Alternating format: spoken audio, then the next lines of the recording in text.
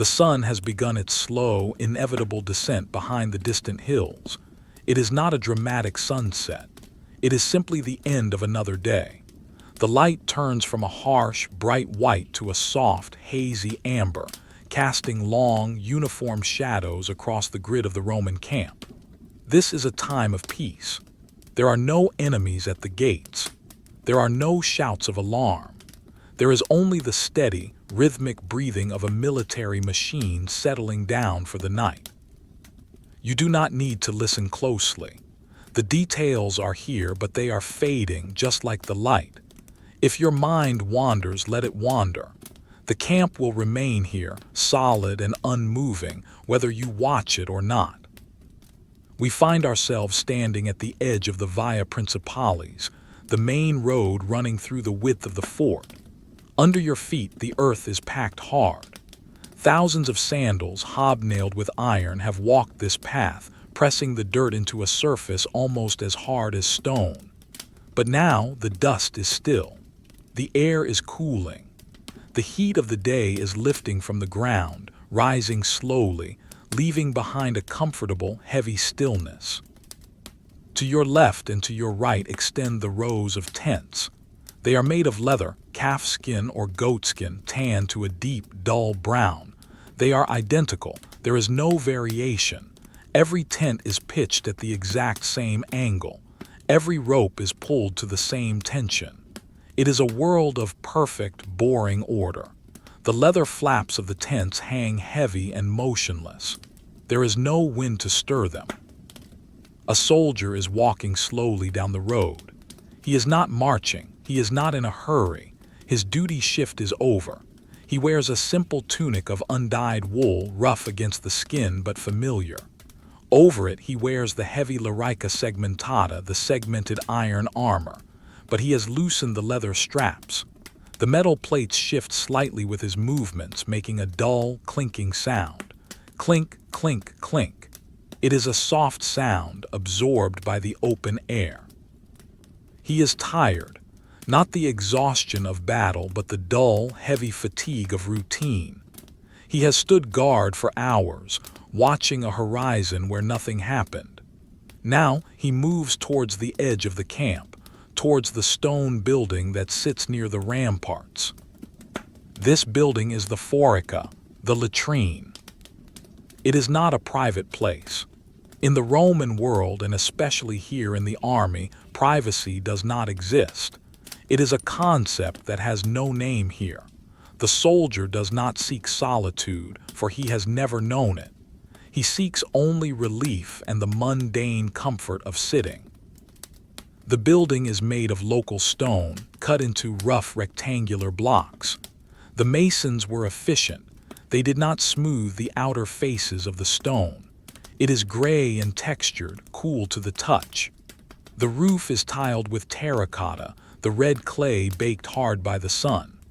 The tiles overlap perfectly, row upon row, a pattern of red waves against the darkening blue sky.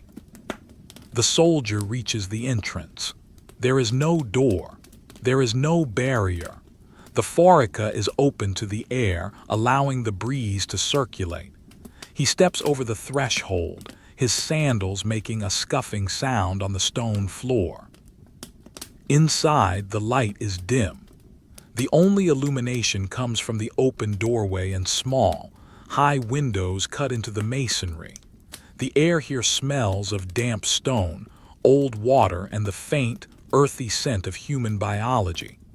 It is not an overpowering smell, just a constant background presence, like the smell of a stable or a wet field. Along 3 walls of the room there is a continuous stone bench. It is carved from limestone, smooth and pale. The bench runs the entire length of the walls, unbroken. Cut into the top of the bench at regular intervals are holes, round openings spaced perhaps 2 feet apart. There are no dividers, no partitions, just the long, smooth stone bench and the row of dark holes. The soldier finds an empty spot. He is not alone. Other men are here. They sit side by side, their tunics gathered up on their laps. They sit in silence or they speak in low, murmuring voices. The conversation is not important. They talk about the quality of the grain ration. They talk about the repair of a sandal strap. They talk about nothing. Mumble, pause, mumble. The sound of their voices is a low drone, monotonous and flat. It blends with the most distinct sound in the room, the water. This is the marvel of Roman engineering, here in the most mundane of places. Beneath the stone bench, deep in the channel below, water is flowing. It is a constant stream. The engineers have diverted a portion of the aqueduct or a nearby stream to run continuously through the latrine. Listen to the water. Shhh, shhh. It flows steadily, carrying away the waste. It does not splash. It does not rush. It simply flows, a thick, consistent ribbon of water moving through the dark channel. It is a cleaning force, a machine of nature harnessed by stone pipes. In front of the bench, running along the floor near the soldier's feet, is a smaller channel. This is the gutter. Fresh, clean water flows here too. It sparkles slightly in the fading light. The water is clear. It enters from a pipe in the wall, runs the length of the room in this shallow trough, and exits through a drain at the far end. Trickle, trickle. The soldier sits. He leans his elbows on his knees. He stares at the wall opposite him. The wall is whitewashed, though the paint is peeling in places, revealing the gray mortar underneath. He counts the cracks in the plaster. 1, 2, 3.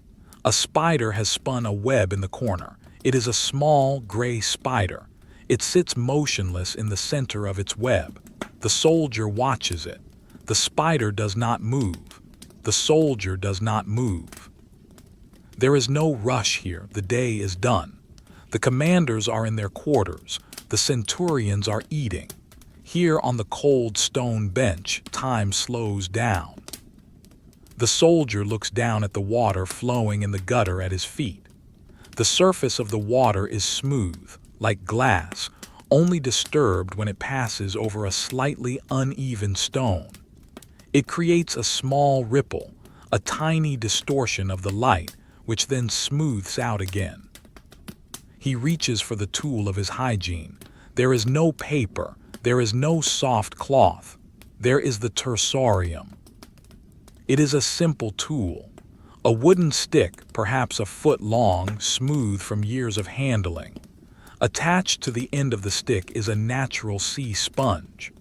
The sponge is brown and porous, filled with thousands of tiny holes.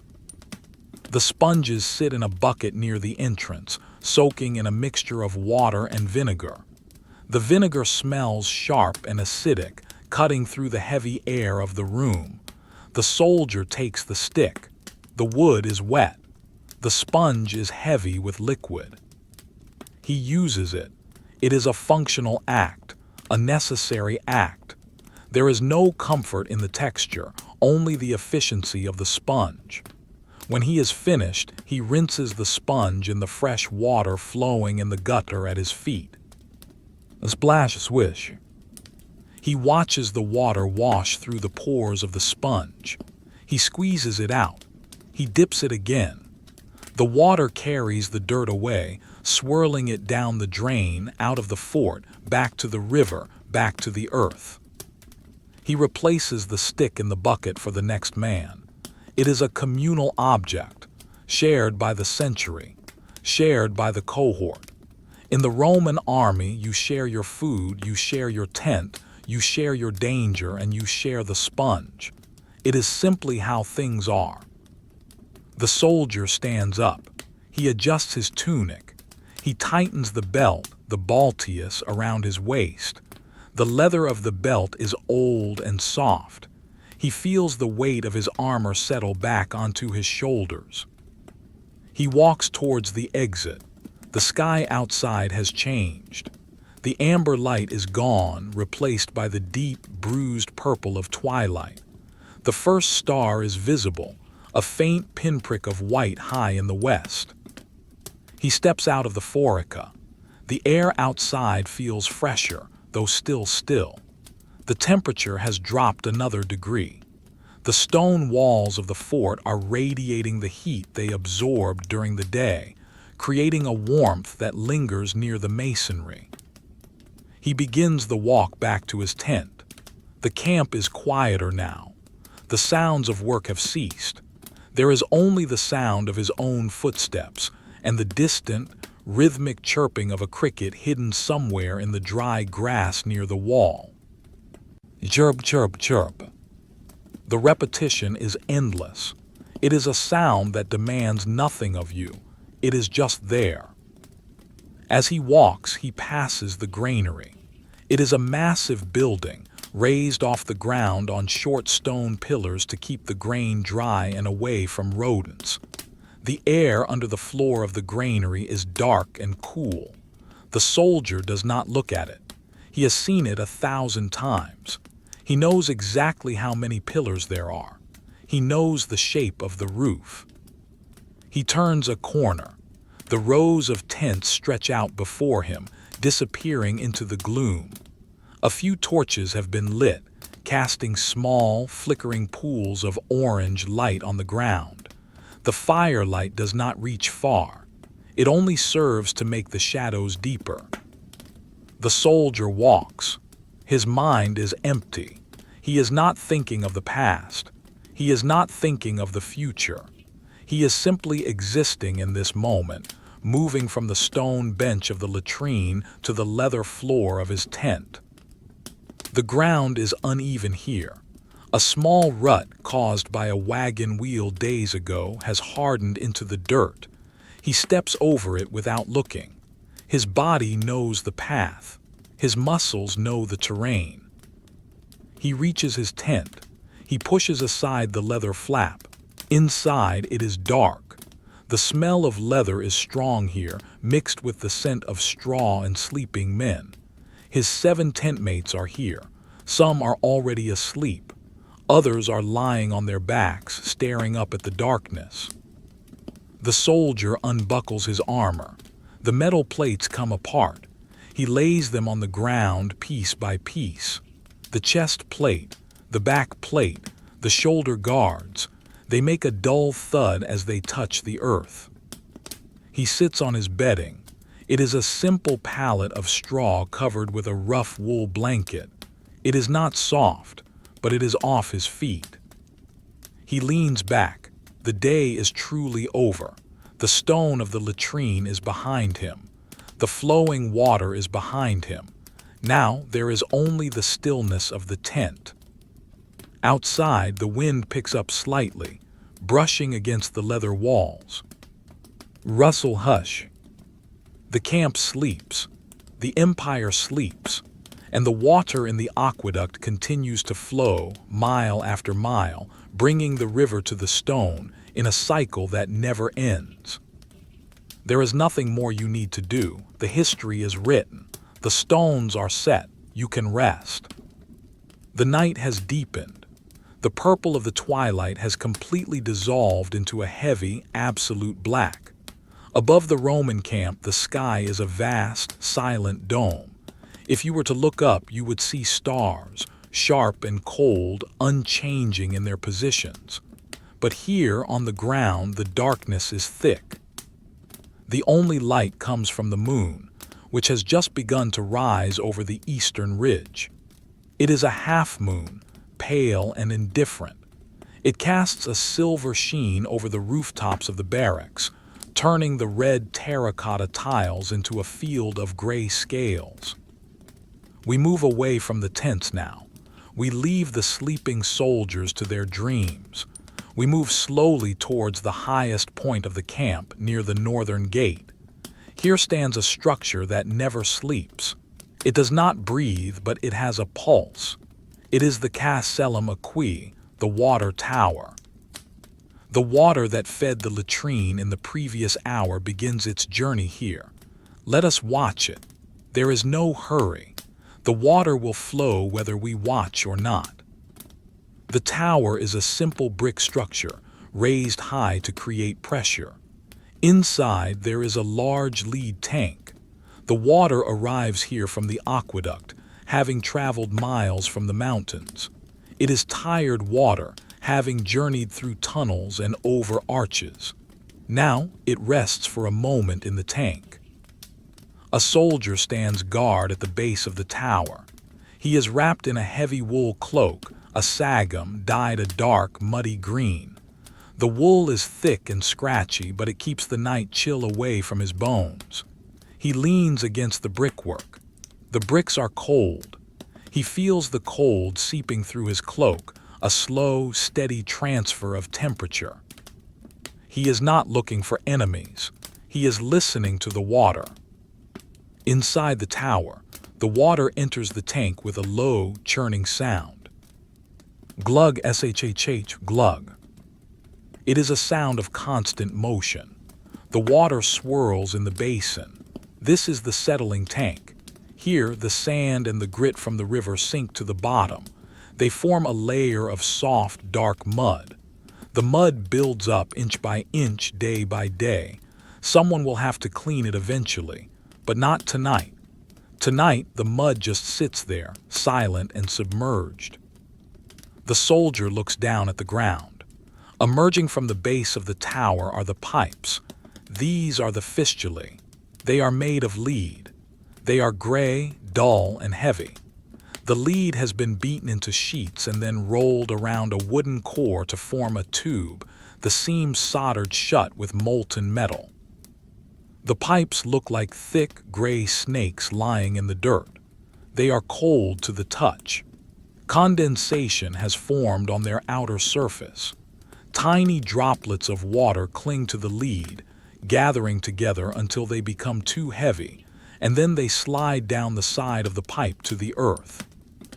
Drip, drip. The soldier watches a single droplet. It forms slowly. It swells.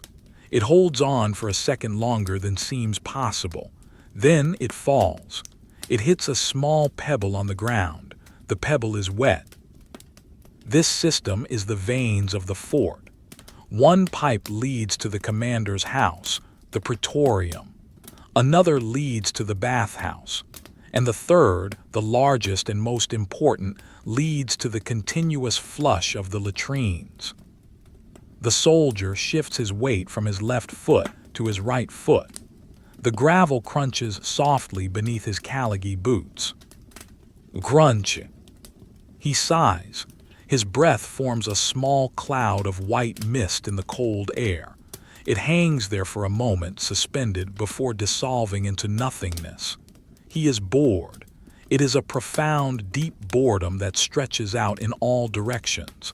There is nothing to read. There is nothing to do. There is only the wait for the sun, which is hours away. He looks at the stamp on the lead pipe. The manufacturer has impressed his name into the metal, TIB, CLAUD. The letters are raised and blocky. The soldier traces the letter C with the toe of his boot. He does not know who Tiberius Claudius is. Perhaps the maker of the pipe. Perhaps the emperor. It does not matter. The lead is just lead. Let us follow the water. We move along the line of the pipe, burying ourselves in the imagination of the flow. The water rushes through the dark, narrow tunnel of the lead pipe. It is cold, dark, and fast. It curves around the corners of the buildings. It runs beneath the hard-packed earth of the streets. It arrives back at the latrine, the place we visited before. But now we go behind the building. We go to the output. Behind the forica, outside the stone wall, lies the drainage ditch. This is where the water exits after it has done its job. It emerges from a stone archway at the base of the wall. The water here is no longer clear. It is murky. It carries the waste of the legion. It flows slowly now, sluggish and heavy. The ditch is lined with timber planks to prevent the earth from collapsing. The wood is black with age and rot. It is slick with moss. The smell here is stronger. It is the scent of wet earth, decomposing leaves and ammonia. But in the cool night air, the smell is tamped down. It sits low to the ground. It is not aggressive. It is just the scent of nature processing what has been left behind. A rat sits on the edge of the ditch. It is a large, brown rat. Its fur is coarse. It washes its whiskers with its front paws. It pauses. It sniffs the air. It looks at the water flowing by. The rat is a part of this city too. It lives in the spaces the soldiers ignore. A scritchy scritch. The rat scurries away into the tall grass. The grass stalks are dry and yellow. They sway gently in the night breeze. The ditch continues. It flows away from the fort down the gentle slope of the hill. It widens as it goes. The Romans have engineered this too. Nothing is left to chance.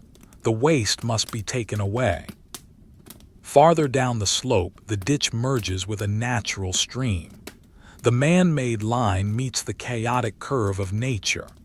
The murky water of the camp mixes with the clear, cold water of the stream. They swirl together. The current picks up speed. Rush, bubble, rush. The water flows over smooth river stones. It flows over fallen branches. It flows past the roots of an old oak tree that grips the bank. The roots are gnarled and twisted, reaching down into the water like old fingers. Back at the fort, the soldier at the water tower is rubbing his hands together. The friction creates a tiny amount of heat. He blows into his cupped hands. The warmth lasts for only a second. He looks up at the moon again. It has moved, just a fraction of an inch against the backdrop of the stars. Time is moving, even if it feels like it has stopped. He thinks about his shift. He has been standing here for 2 watches.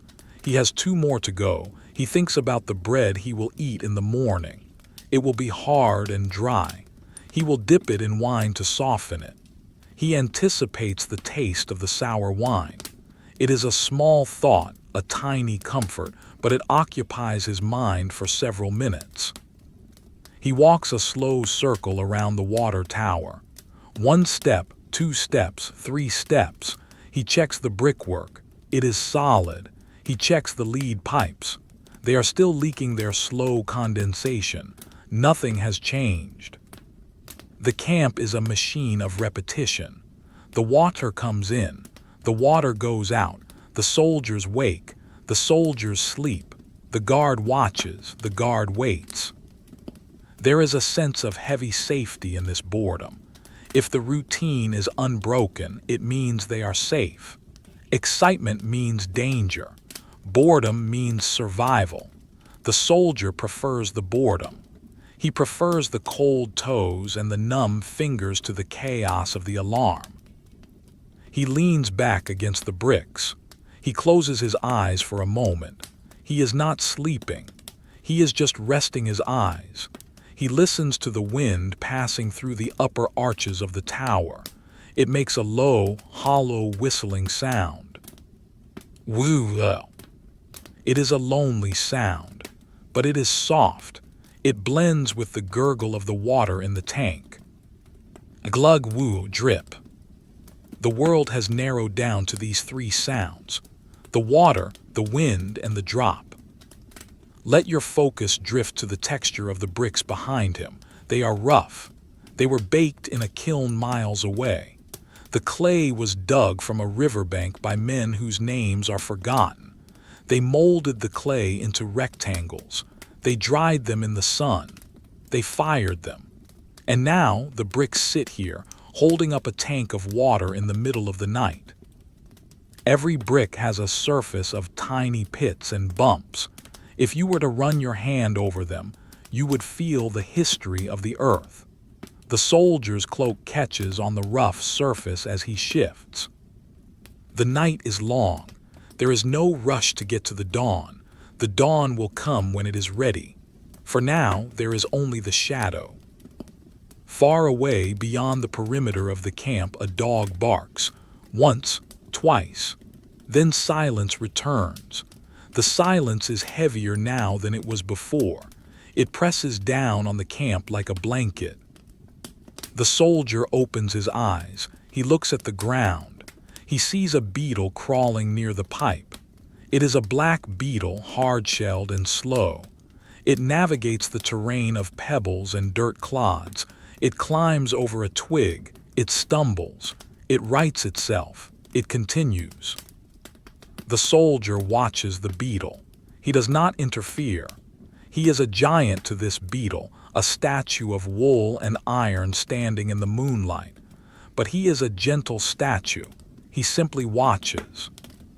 The beetle disappears under the curve of the lead pipe, seeking the damp darkness underneath. The soldier exhales. The water continues to flow through the camp. It flows under the feet of the sleeping men. It flows past the empty latrine benches. It flows into the darkness of the ditch. It is the bloodstream of the empire, carrying away the day, washing the stone clean, preparing for tomorrow. The rhythm is set. The pattern is established. You are safe here in the observation of the mundane. There are no decisions to be made. There are no questions to answer. There is only the flow. As the moon climbs higher, the shadows shift, rotating slowly like the hands of a clock that measures centuries instead of hours. The light touches the water in the ditch, making the murky surface gleam like polished obsidian. Everything is still. Everything is working as it should. The night has moved past its midpoint. The moon, which was rising earlier, is now high overhead, a bright, indifferent eye looking down upon the grid of the Roman camp. The shadows have shortened and rotated, tucked tight against the bases of the walls and the tents. The air has lost the last memory of the day's heat. It is truly cold now, a damp, penetrating cold that settles into the earth and into the heavy timber of the fortifications. Inside the tents, the rhythm of sleep is heavy and established. We drift now into one of the contubernium tents, the housing for 8 men. The space is small. It is intimate in a way that creates no bond, only proximity. The air inside is thick. It is warm, heated by the bodies of the 8 sleeping soldiers, but it is stale. It smells of unwashed wool, of old sweat, of leather oil, and the lingering scent of the garlic paste they ate hours ago. Listen to the breathing. It is a chorus of the unconscious. Inhale, a long, raspy drag of air.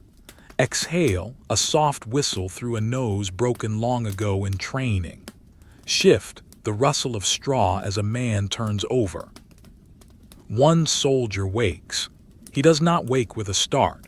He drifts up from the bottom of sleep slowly, pulled to the surface by a simple biological need.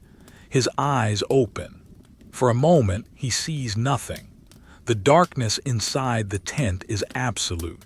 The thick leather walls block out the moonlight completely. He lies there, blinking in the dark. He feels the rough texture of his blanket against his chin. It is a standard issue military blanket, woven from coarse, gray wool. It scratches, but he does not notice. His skin has long since toughened to it. He feels the warmth of the man sleeping next to him, their shoulders almost touching. There is no space for modesty here. He needs to relieve himself. He does not want to move. The blanket is warm. The air outside is cold. He debates with himself in the silence of his mind. He waits, but the need does not go away. It is a dull, persistent pressure. Slowly, reluctantly, he pushes the blanket down. The cold air of the tent hits his chest instantly. He sits up. The straw mattress crunches softly under his weight. Crinkles snap. He moves with the practiced stealth of a soldier. He does not want to wake his messmates. If he wakes them, there will be grumbles, curses, a disruption of the peace. He reaches out into the darkness with his foot, searching for his caligy. He finds the sandals by touch. The leather is cold and stiff. He does not strap them on fully. He just slips his toes in, sliding his heels onto the hard sole. He stands up, hunched over to avoid the low slope of the tent roof. He navigates the maze of sleeping bodies by memory. A leg here, an arm there, a pile of equipment there. He knows this map perfectly. He reaches the tent flap. He pushes the heavy leather aside. Flap. He steps out into the Via Sagularis, the perimeter road that runs between the tents and the ramparts. The brightness of the moonlight is shocking after the pitch black of the tent. He squints. The world is washed in silver and blue. The ground is hard and pale. He does not go to the forica, the large stone latrine we visited earlier. That is too far for a simple night need. Instead, he walks towards the intersection of the lane. Here, sitting in the shadows of a wooden supply shed, is a large clay pot. This is a dolium. It is a massive earthenware jar, wide-bellied and heavy. It stands almost waist-high. Its surface is rough, the color of dried mud, unglazed and utilitarian. This is not a trash can. This is a specific vessel for a specific purpose. It is a urinal. In the Roman world, nothing is wasted. Not even this. Urine contains ammonia. It is a powerful chemical. It is used to bleach wool. It is used by the fulons, the laundry workers, to clean and whiten the togas of the citizens and the tunics of the army. It is valuable. The soldier approaches the jar. The smell is distinct. It is sharp and biting. It cuts through the cold night air. It is the smell of concentrated ammonia rising from the open mouth of the jar. It is not a pleasant smell, but it is a familiar one. It is the smell of the city, the camp, the industry of Rome. He stops in front of the dolium. He adjusts his tunic. He is alone here. The street is empty. The only witness is the moon and the silent wooden walls of the shed. He uses the jar. Splash. The sound is loud in the silence. Liquid hitting liquid.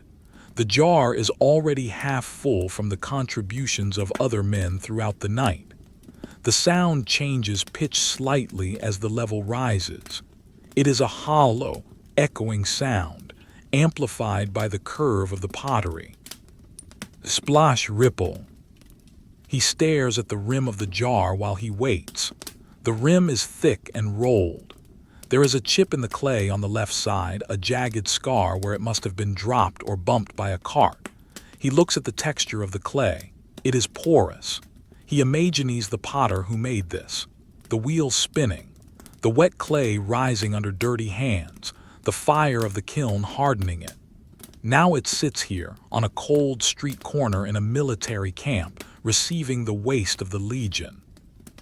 It is a boring object. It has no beauty. It has only function. When he is finished, he rearranges his tunic. He steps back. The sharp smell lingers in his nose for a moment, then fades as the fresh night breeze sweeps it away. He looks down the long, straight road of the camp. It stretches out into the distance, a tunnel of silence. The tents are like dark humps of sleeping beasts. A torch flickers in the distance, near the gatehouse. The flame jumps and dances, a tiny speck of orange in the blue night. He feels a shiver run through him. The cold has seeped through his thin tunic. It is time to return to the warmth. He turns back. His sandals scuff on the gravel, scrape, scrape. He walks past a stack of wooden crates. They are supplies, grain perhaps, or dried beans or nails. They sit there, silent and heavy, waiting for the morning. He runs his hand along the rough wood of the top crate as he passes. Splinters catch at his skin but do not pierce it. The wood is damp with dew. He reaches his tent. The leather flap hangs motionless. He pushes it aside again. Flap. He steps back into the darkness. The smell of the tent hits him again, the warm, organic smell of sleeping men. It feels welcoming now. It feels like safety. He navigates back to his spot. He sits down on the straw. He removes his sandals, placing them precisely where they were before.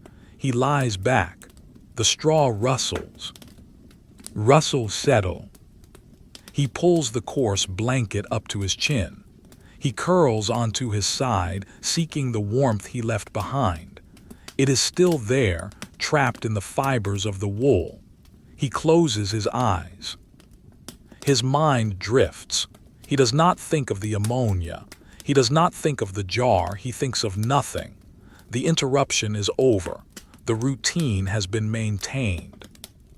But let us stay outside for a moment longer. Let us stay with the dolium. The jar sits there. The liquid inside settles. The ripples fade. The surface becomes still again, reflecting the moonlight. In the morning, before the sun is fully up, a wagon will come. It will be a small cart, pulled by a mule or pushed by slaves. They will collect the contents of this jar. They will pour it into larger barrels. They will take it away to the forica. There, men will stand in tubs of this liquid, stomping on clothes with their bare feet.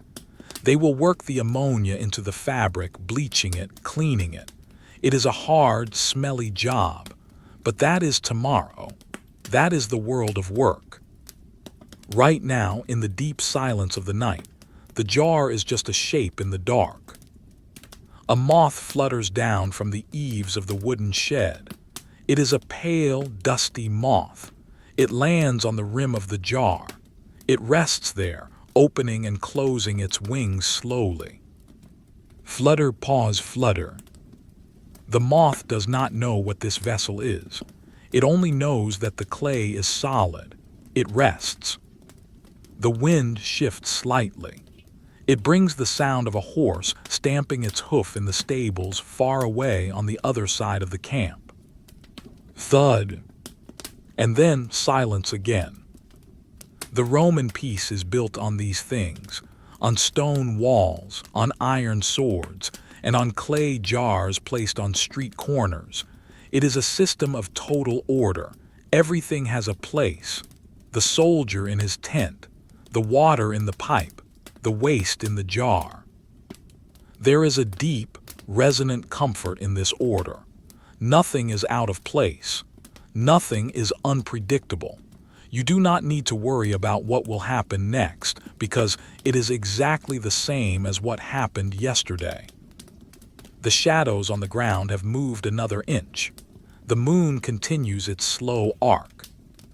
Let your mind rest on the image of the clay surface of the jar.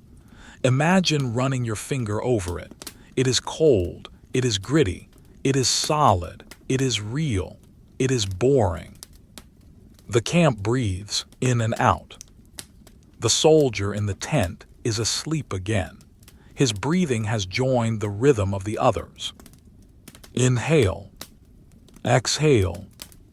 The night stretches on, vast and empty. There is hours yet before the dawn, hours of silence, hours of stillness. You can leave the jar now. It will be there when you return. It will always be there. We return to the stone building, the forica, the latrine. It is deeper in the night now. The earlier rush of soldiers, the murmur of conversation, has long since faded. The room is empty of people, but it is not empty of presence. The room is dominated by the sound of the water we heard before, the continuous shhh of the channel and the trickle of the gutter. But tonight, we will not look at the running water. We will look at the still water. In the center of the room, or perhaps near the entrance, stands a bucket. It is a large wooden bucket. It is made of oak staves, cut thick and fitted together with precision by a cooper. The wood has darkened with age and moisture. It is almost black in the dim light. Around the bucket are two iron hoops, rusted to a deep orange-brown. They hold the wood tight. They are the strength that keeps the liquid inside. This is the reservoir for the tersorium. Inside the bucket is a mixture. It is water mixed with acetum, sour wine, or vinegar. The smell is distinct in the quiet room. It rises from the bucket in a slow, invisible column. It is a sharp, clean scent. It smells of fermentation, of grapes that have gone past their sweetness and turned into something useful, something preserving. It cuts through the earthy smell of the latrine. It is the smell of Roman hygiene. Let us look into the bucket. The liquid is dark, reflecting the shadows of the roof beams above. Floating in this liquid are the sponges. There are perhaps a dozen of them. They bob on the surface like small, strange islands. These sponges were once alive. They grew on the floor of the Mediterranean Sea, far away from this cold, northern fort. They swayed in the warm currents of the ocean, bathed in sunlight filtering down through the blue water. They were harvested by divers who held their breath and plunged deep into the silence of the sea. Now they are here. They are tools. They are brown and beige, irregular in shape. No two sponges are the same. One is round and bulbous. Another is flat and pitted. A third is torn slightly at the edge. They float in the vinegar water. They are heavy with it. They are fully saturated. Watch the one nearest the edge of the bucket. It is drifting, very, very slowly. There is a draft coming from the window, a tiny movement of air that pushes against the wooden stick sticking out of the water. The stick acts as a mast. The sponge moves. Drift. Drift. It moves perhaps an inch. Then it bumps gently into the side of the bucket. Bump. It is a sound so soft you would not hear it if you were standing there. But we can hear it. It bounces back slightly, disturbed by the collision, and settles again. The vinegar water is doing its work. It is soaking into every pore of the sponge. It is cleansing it. The acid of the vinegar attacks the filth, neutralizing it. The Romans do not know of bacteria. They do not know of germs. But they know that vinegar cleans. They know it stops the rot. They trust the sour wine. The surface of the liquid is like a mirror. If you look closely between the floating sponges, you can see the reflection of the moon through the high window. It is a small, distorted crescent of white light dancing on the vinegar. A drop of water falls from the ceiling. Condensation has gathered on a cold stone tile. It becomes too heavy. It falls. Plip. It hits the center of the bucket. Ripples expand outward, perfect circles. They move across the surface of the vinegar. They pass under the floating sponges, making them bob up and down. Bob, bob, bob. The motion is rhythmic. It is like a tiny boat riding a tiny swell. Up and down, up and down. The ripples hit the sides of the bucket and bounce back, crossing over each other, creating a complex pattern of interference that slowly, slowly fades away. The surface becomes glass again. The sponges are still. There is a profound sense of waiting here. These objects are waiting for the morning. They are waiting to be used. They are communal. They belong to no one, and they belong to everyone. A soldier used one hours ago. Another will use it at dawn. In between, the sponge rests in the vinegar. It forgets the hands that held it. It forgets the work it did. It simply floats. The wood of the bucket is damp on the outside. The liquid has seeped through the grain over the years, not enough to leak, but enough to make the wood swear. A single bead of moisture travels down the side of the bucket, over the rusty iron hoop, and down to the stone floor. It leaves a faint, dark trail on the wood. The room is cold. The stone bench is cold. But the vinegar in the bucket has a different temperature. It holds the cold differently than the air. Let your mind focus on the texture of the sponge. Imagine it. It is soft, yet resilient. If you were to squeeze it, it would yield, releasing the liquid in a rush. If you let go, it would suck the liquid back in, expanding to its original shape. A squeeze, release. A squeeze, release. It is a lung that breathes water. The silence of the room is heavy. It is a protective silence. The fort is asleep. The enemies are far away. The only reality is this bucket, this liquid, these floating shapes. Suddenly, a shadow moves across the doorway. It is not a soldier. It is the camp doctor, or perhaps a low-ranking servant doing a late-night round. He does not come in. He simply glances through the doorway. He sees the empty bench. He sees the flowing gutter. He sees the bucket. He checks that the bucket is full. It is. He nods to himself. A small, almost imperceptible motion of his head. His duty is done. He walks away. His footsteps fade. Crunch, crunch, crunch. Silence returns. The sponges have not moved. They continue their soak. The vinegar continues its silent chemical work, purifying, pickling, cleaning. There is a safety in this object. It is reliable. It is always there. In every Roman fort, from the sands of Syria to the rainy hills of Britannia, there is a bucket like this. There are sponges like this. It is a universal constant of the empire. No matter where a soldier goes, he can find this bucket. He knows what it is. He knows what to do. It is a small piece of home, a small piece of order in a chaotic world. The moon moves higher. The beam of light on the floor shifts. It touches the base of the bucket now, illuminating the wet stone around it. The smell of the vinegar seems to grow slightly stronger in the stillness, or perhaps we are just becoming more aware of it. It is a clean smell, a sterile smell. The water in the channel below flows on. SHHH. The water in the gutter flows on. Trickle. The vinegar in the bucket sits still. You can rest here. You can float like the sponge, suspended, supported, cleaned. There is nothing to do but wait for the sun to rise, and that is hours away. The night is static. The image of the bucket is fixed in your mind. A circle of wood, a circle of dark liquid, a cluster of floating islands. Peaceful, boring, essential. We leave the communal spaces now. We leave the long rows of tents where the common soldiers sleep shoulder to shoulder. We move to the end of the barracks block.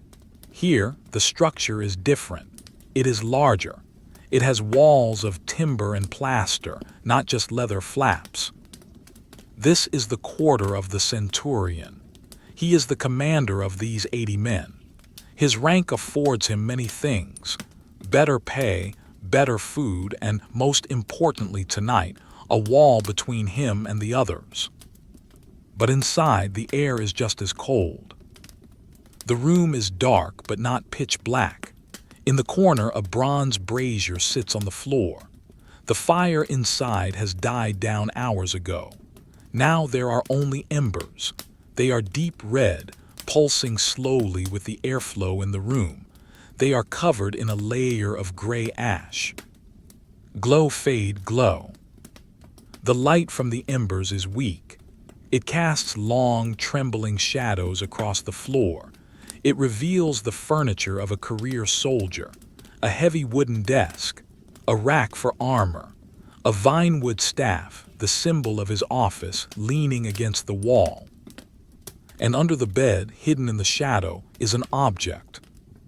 It is the lacenum, the chamber pot.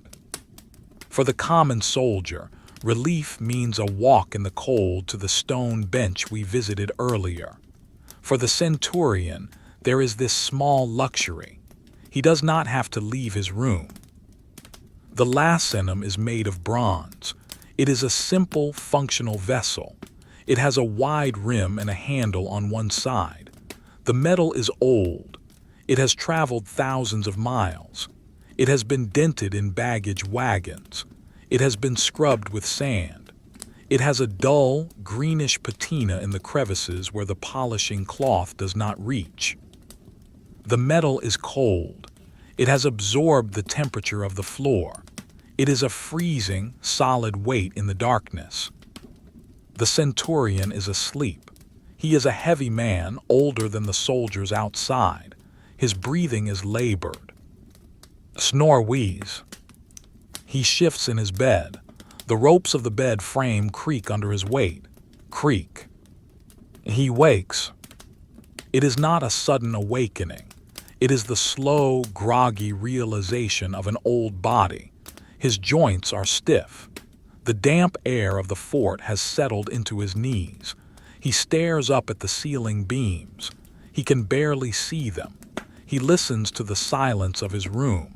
He hears the wind outside whistling past the corner of the building. He needs to use the lacenum. He throws back his heavy fur blanket. The cold air hits his skin. He grunts softly. It is a sound of resignation. He swings his legs over the side of the bed. His feet touch the floor. The floorboards are freezing. He reaches down into the dark under the bed.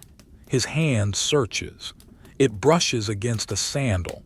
It brushes against a wooden box. Then his fingers touch the cold rim of the bronze pot. He drags it out. Scrape. The sound of metal dragging on wood is harsh in the quiet room. It is a singular, lonely sound. He sits on the edge of the bed. He does not stand. He is too tired. He pulls the pot between his feet. He uses it.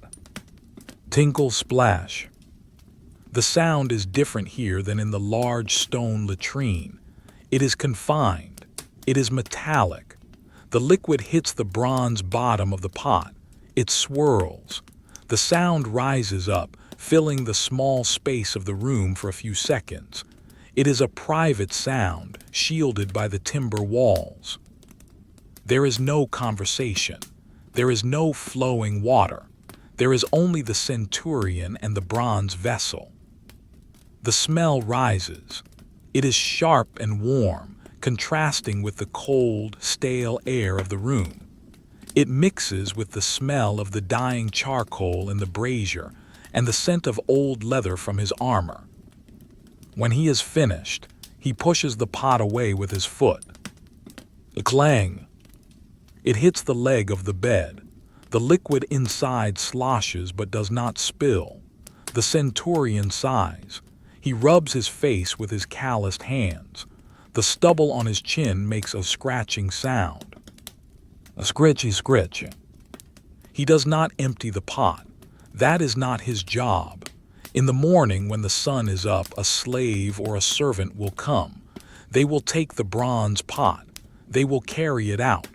They will empty it into the drain or the cesspit. They will scrub it with vinegar and sand. They will bring it back. But for now, the pot stays. It sits there on the floor, holding the waste of the night. The centurion lifts his legs back onto the bed. He pulls the fur blanket up to his chin. He shivers once, violently, as his body tries to regain its warmth. Then he is still. The room settles back into silence. Let us look at the lacenum again. It sits in the pool of shadow. The weak light from the embers catches the curve of the rim. A single highlight of dull orange reflects on the bronze. The liquid inside is still now. It is cooling. The heat it held is transferring into the cold metal, and from the metal into the floor. The laws of thermodynamics are working slowly, quietly in the corner of this room. A draft from under the door blows a small puff of ash from the brazier. The ash floats in the air, invisible, drifting slowly, until it settles on the floor near the pot. The centurion's breathing deepens. He is asleep again. Inhale. Exhale. The rhythm returns. This object, this bronze pot, is a witness to the reality of the empire. Rome is marble statues and triumphal arches, but Rome is also this. An old man in a cold room using a metal pot in the middle of the night. It is unglamorous. It is strictly functional. It is boring. The night outside is vast. The stars are wheeling overhead. But inside this room, the world is small. It consists only of the bed, the dying fire, and the bronze pot. There is a sense of heaviness here. The air feels thick. Time moves slower in this room than outside. Outside, the wind moves. Here, nothing moves. The highlight on the bronze rim fades as the embers finally die out. The room goes dark.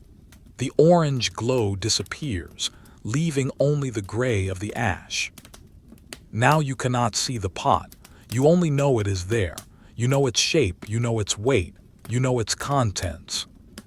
It waits in the dark. The silence is absolute. No crickets, no footsteps, just the breathing. Wheeze huff. The centurion dreams of nothing. He does not dream of glory. He rests. And the lacenum rests with him, a silent sentinel of the night holding its burden until the dawn. You are safe in this darkness.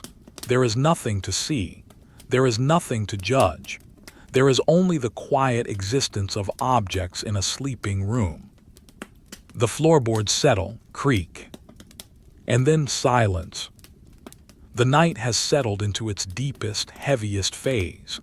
This is the hour known to the Romans as the Quarta Vigilia, the fourth watch.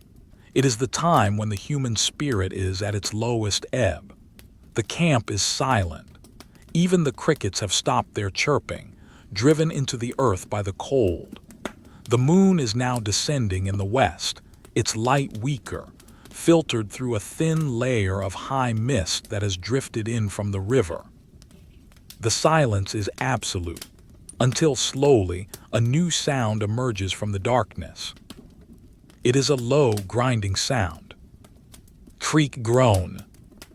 It is the sound of wood stressing against wood. It is the sound of a heavy axle turning inside a dry hub. It is not a fast sound. It is incredibly slow. Creak groan. Emerging from the shadow of the granary comes a vehicle. It is not a chariot. It is not a swift messenger cart. It is a plastrum, a heavy-duty farm wagon. It is built for weight, not speed. Its wheels are solid discs of oak, rimmed with iron. They do not have spokes. They are massive, clumsy circles of timber that crush the gravel as they roll. Crunch grind. Pulling the wagon are two oxen. They are huge, pale shapes in the moonlight. Their heads hang low. They do not march like horses. They plod. Their hooves are split and they place them down with a heavy, deliberate certainty. Clap, clap, clap. These animals are the engines of the night. They are patient. They are strong. And they are completely indifferent to the world around them. Steam rises from their nostrils in rhythmic puffs. Huff, huff. The wagon stops. It halts near the back of the forica, the latrine building we visited hours ago. The driver pulls gently on the leather reins. He does not shout. He makes a low clicking sound with his tongue. Click. The oxen stop instantly. They stand like statues carved from marble. They do not fidget. One of them slowly begins to chew its cud. Its jaw moves sideways. Chew, grind, chew. The driver climbs down. He is a stercorarius, a manure worker. His job is the lowest in the hierarchy of the camp, but it is essential. Without him, the machine of the army would choke. He wears a heavy leather apron over his tunic.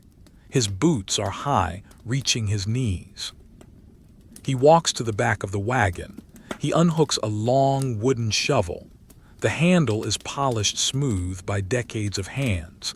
The blade is tipped with iron. He moves to the access hatch at the rear of the latrine building. This is the cesspit access.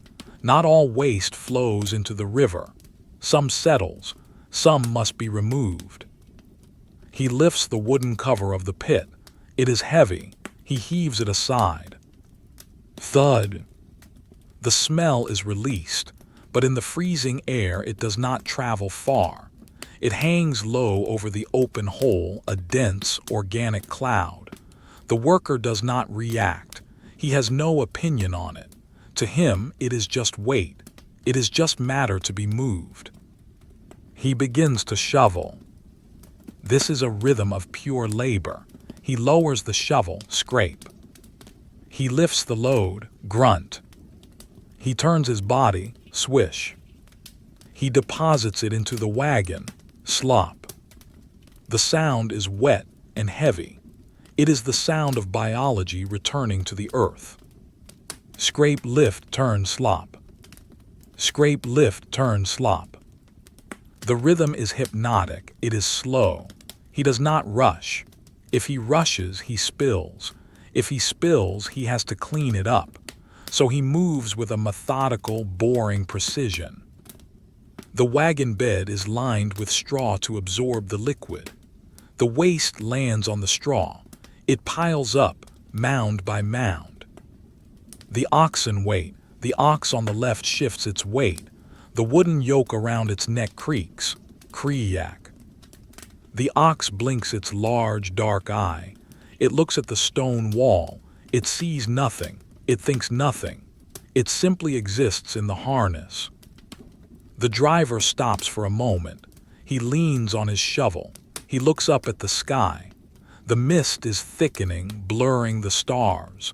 He wipes his forehead with the back of his hand. Even in the cold, the work creates heat. He breathes in. The air is cold and sharp in his lungs. He breathes out. He resumes. Scrape, lift, turn, slop. The pile in the wagon grows. The pit empties.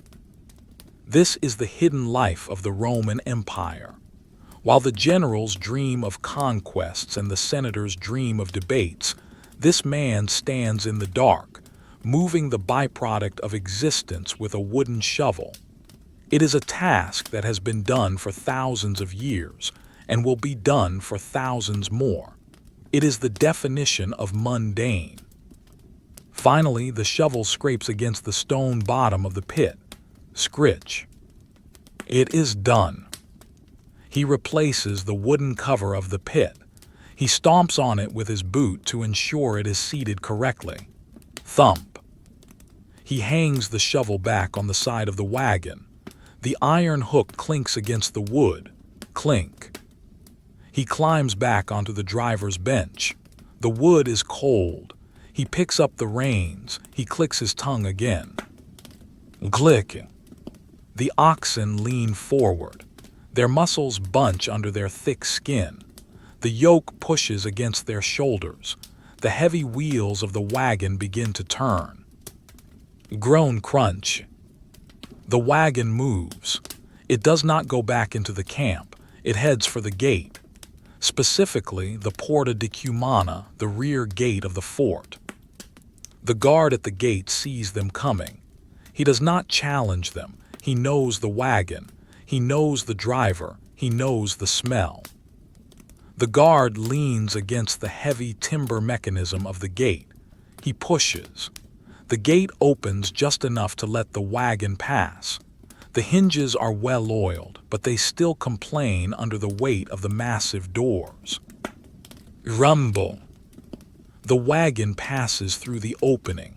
The driver does not look at the guard. The guard does not look at the driver. They are two ghosts passing in the night. Now the wagon is outside the walls. It is in the open country. The road here is rougher. The wheels bump over stones and ruts. Bump, thud, rattle. The sound drifts away from the fort. It gets quieter and quieter. The wagon is heading for the fields. The waste will be spread there. It will become fertilizer. It will grow the wheat that will become the bread that the soldiers will eat next year. The cycle is a perfect circle. From the earth to the soldier, to the latrine, to the wagon, to the field, and back to the earth. The wagon disappears into the mist. The sound of the wheels fades. Creak, faint, groan, fainter. And then it is gone. The guard pushes the gate shut. Thud. He drops the locking bar back into place. Clank. Silence returns to the camp. The street where the wagon stood is empty. There is a faint depression in the gravel where the heavy wheels sat. A few strands of straw have fallen on the ground. They are yellow and bright against the dark dirt. The wind picks up one piece of straw. It blows it across the street. It tumbles over and over. Tumble, tumble. It comes to rest against the base of the wall. The camp is cleaner now. The waste is gone. The burden has been removed. The system has worked.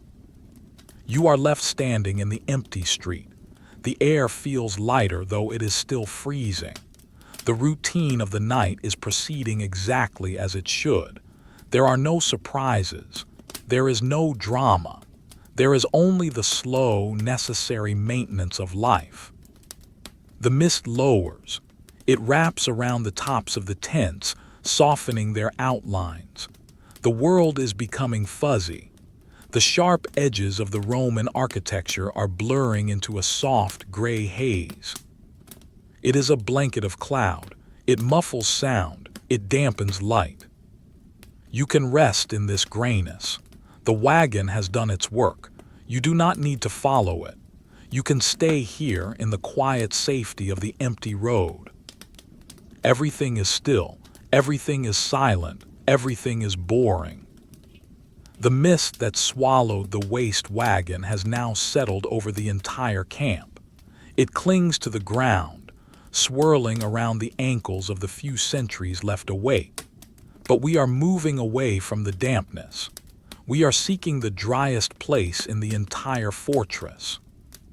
We stand before the Hygiene, the granary. It is a fortress within a fortress. The walls here are thicker than anywhere else, supported by heavy stone buttresses that stick out like ribs along the side of the building. These walls are built not just to hold the roof up, but to hold the pressure of tons of wheat pushing outwards. The building is dark. There are no torches burning here. Fire is the enemy of grain. There is only the pale, diffused moonlight filtering through the long, narrow ventilation slits high up on the walls. These slits are too narrow for a man to climb through. They are there only for the wind. We enter. The air inside changes instantly. Gone is the wet, metallic smell of the latrines and the bathhouse. Here the air is dry. It is incredibly dry. It smells of dust, of summer fields long harvested, of straw and of ancient, sun-baked earth. It is a warm, golden smell preserved in the dark. The room is vast. It is a long hall stretching out into the gloom. On either side there are wooden bins rising high towards the rafters, and in these bins there is the grain. The Roman army runs on wheat, fermentum. It is the fuel of the legions, and here in the silence of the night the fuel is sleeping. Imagine a mountain of grain. millions of small, hard kernels piled one on top of another.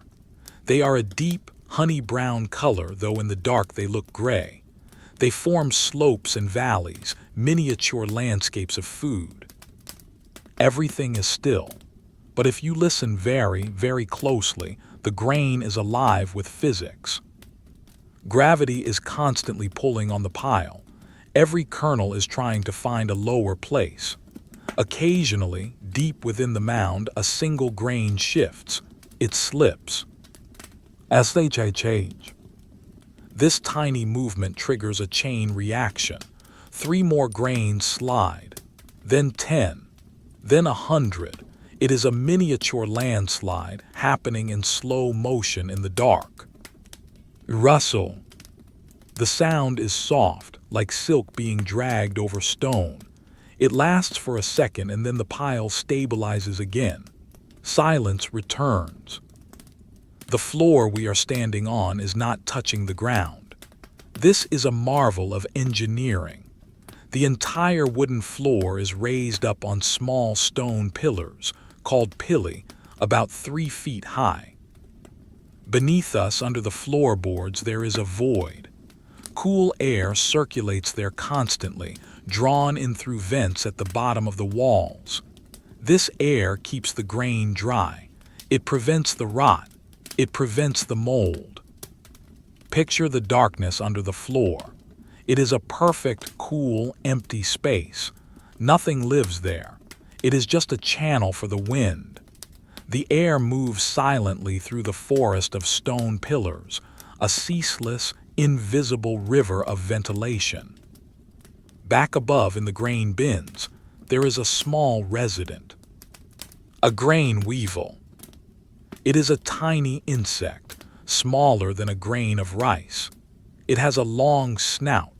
It is navigating the surface of the wheat pile. It moves slowly, climbing over the kernels like a mountaineer climbing boulders. Step. It reaches the top of a kernel. It waves its antennae. It climbs down the other side. It is looking for nothing in particular. It is just existing in its universe of food. It is a part of the grain supply just as much as the chaff and the dust. The soldiers will boil the wheat into porridge tomorrow. They will not notice the weevil. It is protein. It is routine. The dust in the air is suspended. In the thin beam of moonlight coming from the high window, you can see the motes dancing. They drift up, caught in a thermal current, then drift down. Float, drift. They turn over and over. They are microscopic fragments of husk. They have been floating here for days. They are in no hurry to land. The silence here is insulated. The sheer mass of the grain absorbs sound. If you were to shout here, your voice would be deadened instantly. But there is no shouting. There is only the dry, heavy quiet. The wooden beams of the roof overhead are massive oak timbers. They are dark with age. A spider has spun a web between 2 rafters. It is an old web covered in grain dust. It looks like a net of gray lace. The spider is gone. The web remains, catching only the dust. The atmosphere is one of waiting. This grain was harvested in Sicily or Egypt or Gaul. It was cut by a scythe, threshed on a floor, bagged, shipped, carted, and poured here. It has traveled thousands of miles to sit in this dark room in a northern fort. Its journey is paused. The pile shifts again on the other side of the room, a larger settle this time. As they slide. The sound is comforting.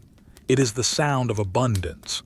As long as the granary is full, the legion is safe.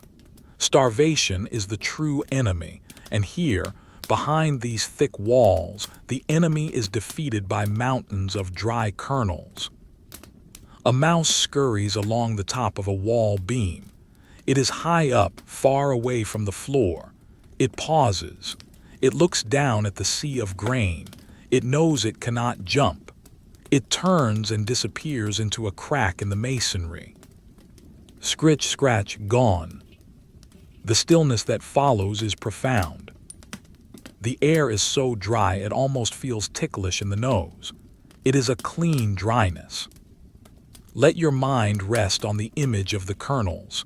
Millions of them, identical, hard, smooth, packed together. They press against the wooden sides of the bin. The wood groans softly under the pressure. Creak. It is a slow structural sound. The building is holding the weight.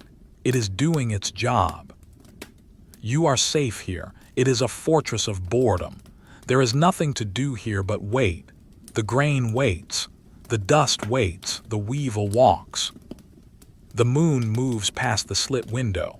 The beam of light fades. The room returns to a uniform, soft darkness. You can smell the wheat. It is the smell of the earth's harvest, sleeping in the stone. Inhale dry, golden air. Exhale slow, heavy breath. The world is reduced to storage, the preservation of energy, the static potential of the food. Everything is kept, everything is safe. We leave the dry, dusty silence of the granary behind. We step back out into the mist, but only for a moment. We cross a narrow lane and approach a building that sits in the quietest part of the camp. This is the valetudinarium, the hospital. Here the silence is different. It is not the silence of sleep, nor the silence of storage. It is the silence of recovery. It is a hushed, respectful silence, maintained by thick walls and the careful footsteps of the capsarii, the medical orderlies. We enter through a side door. The air here is distinct from anywhere else in the fort. It does not smell of sweat or latrines or grain. It smells of the earth's pharmacy. Breathe in the scent. It is a complex mixture. There is dried sage hanging in bundles from the ceiling rafters. There is garlic crushed into a paste. There is honey thick and sweet. And underneath it all, the sharp, clean smell of boiled vinegar used to wash the floors and the instruments. It is a medicinal smell. It feels heavy and safe. We walk down the central corridor. On either side are small cubicles. These are the wards. There are no doors, just linen curtains that hang limp in the still air. The linen is white, or it was once. Now it is a soft, pale cream color. Inside one of the cubicles, a soldier lies awake. He is not battle-worn, he has a fever. He is hot, despite the cold night. He lies on a cot that is slightly more comfortable than the barracks. The mattress is stuffed with wool, not straw. He stares at the ceiling. The plaster is smooth. He traces the shadows cast by the oil lamp in the hallway. Next to his bed sits a piece of furniture that is unique to this place. It is not a stone bench. It is not a hole in the ground. It is the sella pertusa, the pierced chair. It is a wooden chair with a high back and sturdy armrests. The seat has a circular hole cut into the center. Beneath the hole sits a ceramic bowl, waiting. This is the height of comfort for the invalid. There is no walk to the cold forica. There is no squatting over a trench. There is the support of the wood. The wood of the chair is polished. It has been rubbed with beeswax to make it smooth and easy to clean. It glows dully in the low light. It is a piece of furniture designed for weakness. It waits there, patient and sturdy. The soldier does not need it right now. He just looks at it. It is a familiar shape in the shadows, a circle of darkness in a square of wood. At the end of the corridor, the knight orderly sits at a small table. He is a capsarius, a man trained in the art of bandaging. He is awake, but he is not moving much. He is preparing a poultice. Watch his hands, they are steady, They are clean. He holds a stone pestle. In a stone mortar he is grinding dried herbs. Grind, crush, grind. The sound is rhythmic and low. It is the sound of stone on stone, muffled by the plant matter in between. He does not rush. The herbs must be a fine powder. Circle, press, circle. He stops. He taps the pestle on the rim of the mortar to shake off the dust. Tap, tap. He adds a drop of oil. The oil is thick and gold. It falls from a small glass vial. Drip. He begins to grind again. The sound changes. It becomes squelchy and soft. The powder is turning into a paste. Mush, smooth mush. The orderly is bored. He has done this 1,000 times. He stares at the wall as he works. His mind is empty. He is simply a machine for making medicine. On the table next to him lie the instruments of the doctor. They are made of bronze and steel. A scalpel, a probe, a pair of forceps, a spatula for spreading ointment. They are laid out in a perfect row on a clean white cloth. They gleam in the lamplight. They are cold. They are sharp. They are waiting. But tonight there is no surgery. Tonight there is only the fever and the weight.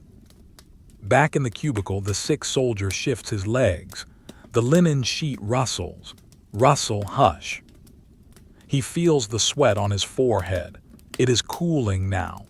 The fever is breaking. He feels a sense of relief, a heavy, sinking feeling into the mattress. He looks at the water jug on the small table by his head.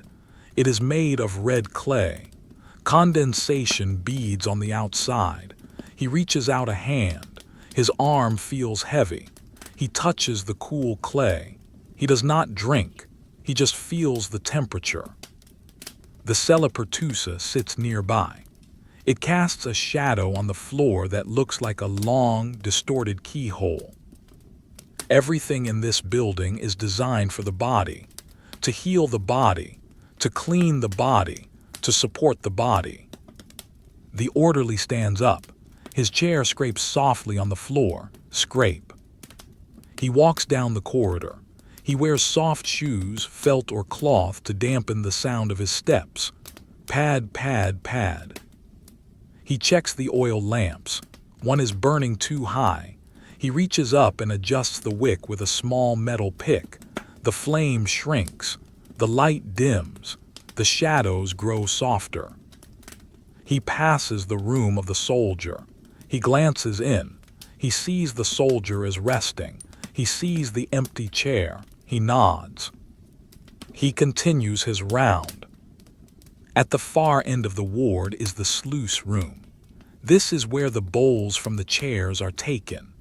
There is a large tub of water here and a jar of strong vinegar. The smell of vinegar is stronger here, overpowering the sage. It is the smell of sanitation. The water in the tub is still. A single floating rag rests on the surface. It is gray and motionless. The orderly dips his hands into a basin of water. He washes the herbal paste from his fingers. The water turns green and cloudy. Splash, rinse. He dries his hands on a rough towel. He walks back to his station. He sits down, creak. The hospital settles back into silence. The only sound now is the breathing of 20 men. Some breath fast and shallow. Some breath deep and slow. It is a collective respiration. The building is breathing. The sella pertusa in the corner of the room remains. It is an object of dignity in a world that has little. It says, "You are weak, so I will hold you." The darkness feels protective here. It is not the scary darkness of the open field.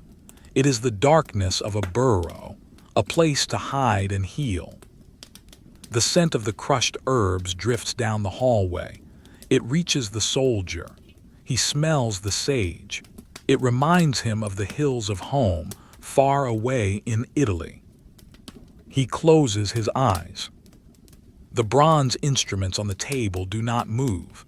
The pestle rests in the mortar. The chair waits by the bed. Time stretches out. There is no sunrise yet. There is only the long, quiet shift of the night watch. You are safe here. The pain is distant. The discomfort is managed. The world is soft, herbal, and slow. The night deepens further. We have seen the places where the soldiers sleep, where they eat, and where they find relief. But behind every function in the Roman camp there is maintenance. Nothing lasts forever. Wood rots, iron rusts, and sponges tear. We move now to a low, wooden building tucked behind the cavalry stables. This is a section of the forica, the workshop. It is usually a place of noise, of hammers on anvils, of saws cutting timber. But at this hour the hammers are silent. The saws are hanging on the walls. There is only one corner of the workshop that is active. A small area illuminated by a tallow candle that sputters in a clay dish. Here sits a man. He is old, exempt from heavy duties. His hands are gnarled, the skin like parchment map of his years of service. He is the custos, the keeper of supplies for the third cohort. His task tonight is solitary and necessary. He is repairing the tersoria, the sponge sticks. On the workbench before him lies a pile of broken tools, sticks with tattered fragments of sponge left on them, sponges that have come loose, wood that has splintered. It is a pile of refuse, but to him it is a pile of tasks. To his right there is a small iron pot sitting over a tiny charcoal brazier. Inside the pot, a substance is melting. It is wood pix. It is the resin of pine trees, harvested from the forests, boiled down into a thick black glue. It is the adhesive of the ancient world. Listen to the pitch. Bloop pop.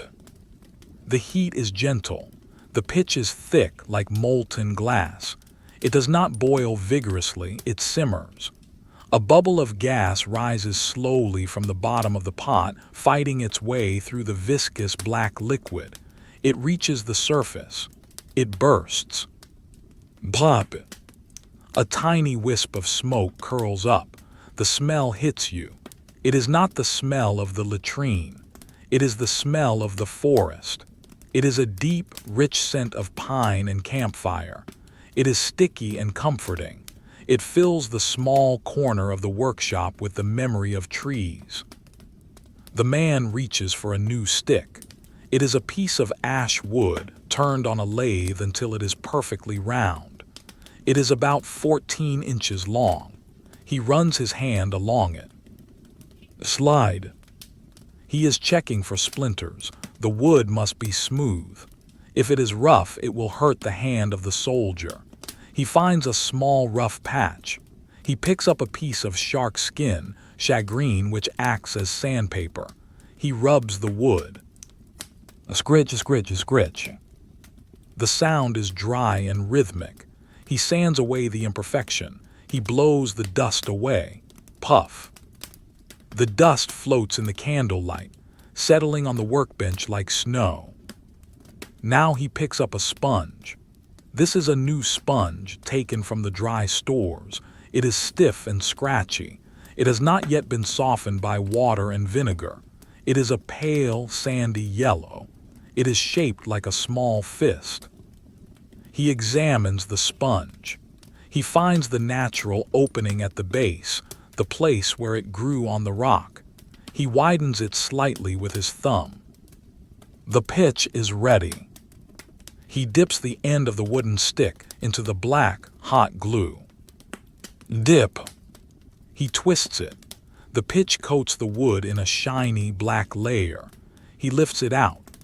A long, thin thread of glue trails from the pot, stretching thinner and thinner until it breaks and falls back in. Drip. While the glue is still hot, he presses the stick into the sponge. He pushes it deep. The heat of the pitch warms the inside of the dry sponge. He squeezes the base of the sponge around the stick, molding it, forcing the materials to bond. Squish, press, hold. He holds it there for a count of 10. 1, 2, 3, 4, 5, 6, 7, 8, 9, 10. The pitch begins to cool. It hardens. It grips the wood and the sponge with the strength of stone. But he is not finished. The Roman way is thorough. Glue is good, but mechanical binding is better. He picks up a spool of twine. It is hemp string, rough and strong, smelling of dried grass. He finds the end of the string. He lays the string against the base of the sponge, where it meets the wood. He begins to wrap. Wind pull, wind pull. He wraps the string tightly around the junction. The string bites into the sponge, securing it firmly to the handle. He winds it around 4 times. Then he ties a knot. It is a sailor's knot, small and tight. He takes a small knife and cuts the string. Snip. The sound is sharp and final. He holds up the finished object. A perfect tersorium, a clean stick, a firm sponge, a tight binding. It is ready for the bucket. It is ready for the vinegar. It is ready for the morning. He places it on the finished pile. Clack. Wood hitting wood. He reaches for the next broken tool. The repetition is the point. There is no variation in his movement. Dip, press, hold, wind, cut. The workshop is filled with shadows. The tools hanging on the walls look like strange iron shapes in the flickering light. A saw looks like a jagged set of teeth. A pair of tongs looks like the beak of a bird. But they do not move. They hang heavy on their pegs. The man pauses to stir the pitch. He uses a metal rod. The pitch swirls. It is blacker than the night outside. Swirl gloop. He is calm. There is no urgency. The dawn is hours away. He has 50 sticks to repair. He will do them one by one. He thinks about the nature of this object. It is the most humble tool in the army. It is not a sword. It is not a shield. No poet will write songs about the tersorium. No general will be buried with one. But without it, the camp ceases to function. Without it, disease spreads. Without it, there is no comfort. He is the guardian of hygiene. He is the mender of the necessary. He dips the next stick. Dip. The smell of the resin rises again. It is a hypnotic smell. It makes the eyelids heavy. Outside the workshop, a cat walks along the roof tiles. Its paws make no sound. It stops to lick its paw. It looks down through a gap in the eaves at the old man working. It watches the motion of the string. It loses interest. It walks away. The man hums a low tune. It is not really a song. It is just a vibration in his throat, a drone. HMMMMM, HMMMMM. It matches the simmering of the pitch pot. The pile of finished sticks grows. 5, 6, 7. They lie in a neat row, soldier-like in their uniformity. The new sponges look bright against the dark wood of the bench. The air in the workshop is warm from the brazier. It is a dry, dusty warmth, distinct from the humid bathhouse or the freezing street. It feels like a cocoon. He works the hemp string again. Wind pull. The friction of the string against the wood makes a tiny, rasping sound. ZZZZT, ZZZZT. It is a sound of friction and tension. The man's eyes are half closed. He could do this with his eyes shut. His hands know the shape of the sponge. His fingers know the tension of the string. It is muscle memory etched into his body over decades. He is fixing the world, one stick at a time. The candle burns lower. A drip of wax runs down the side of the candle, hardening into a white tear. The workshop feels timeless. This could be 100 AD. It could be 50 BC. The task is always the same. The materials are always the same: pitch, wood, sponge, string. You can rest in the certainty of this craft. There are no surprises here. The glue will always hold. The string will always tie. The sponge will always absorb. The man places another finished stick on the pile. Clack. He wipes his hands on a rag. The rag is stained with old pitch. It is stiff and black. He cleans his fingers. He looks into the pot. The pitch is getting low. He picks up a raw chunk of resin, a hard, amber-colored stone of sap. He drops it into the hot liquid. Blop. It sinks. It begins to melt, dissolving back into the black pool, replenishing the supply. The cycle continues. The room is still. The work goes on. The silence is stitched together by the winding of the string. Wind pull, wind pull. And the night waits outside, patient and vast. The night has passed the hour of the wolf. It is that deep, suspended time between the deepest dark and the first hint of false dawn.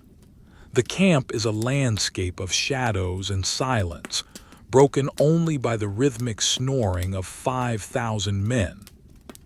We leave the warm, pine-scented air of the workshop. We step back out into the cold. We walk down a narrow alleyway behind the barracks, away from the sleeping quarters, towards the industrial edge of the fort. Here the air changes again. It becomes thick. It becomes heavy. It smells of something sharp, something biting.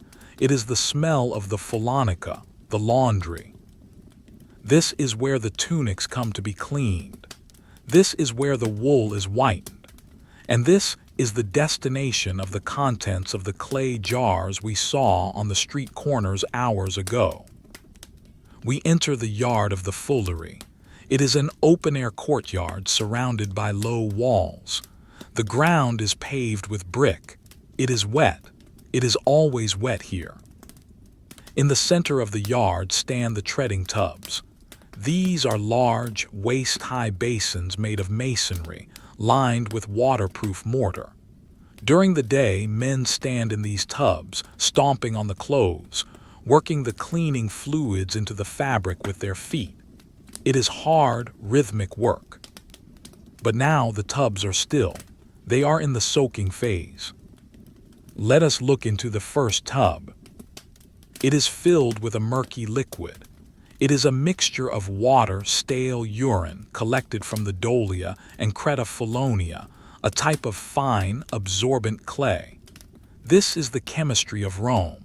The ammonia from the urine breaks down the grease and the sweat in the wool.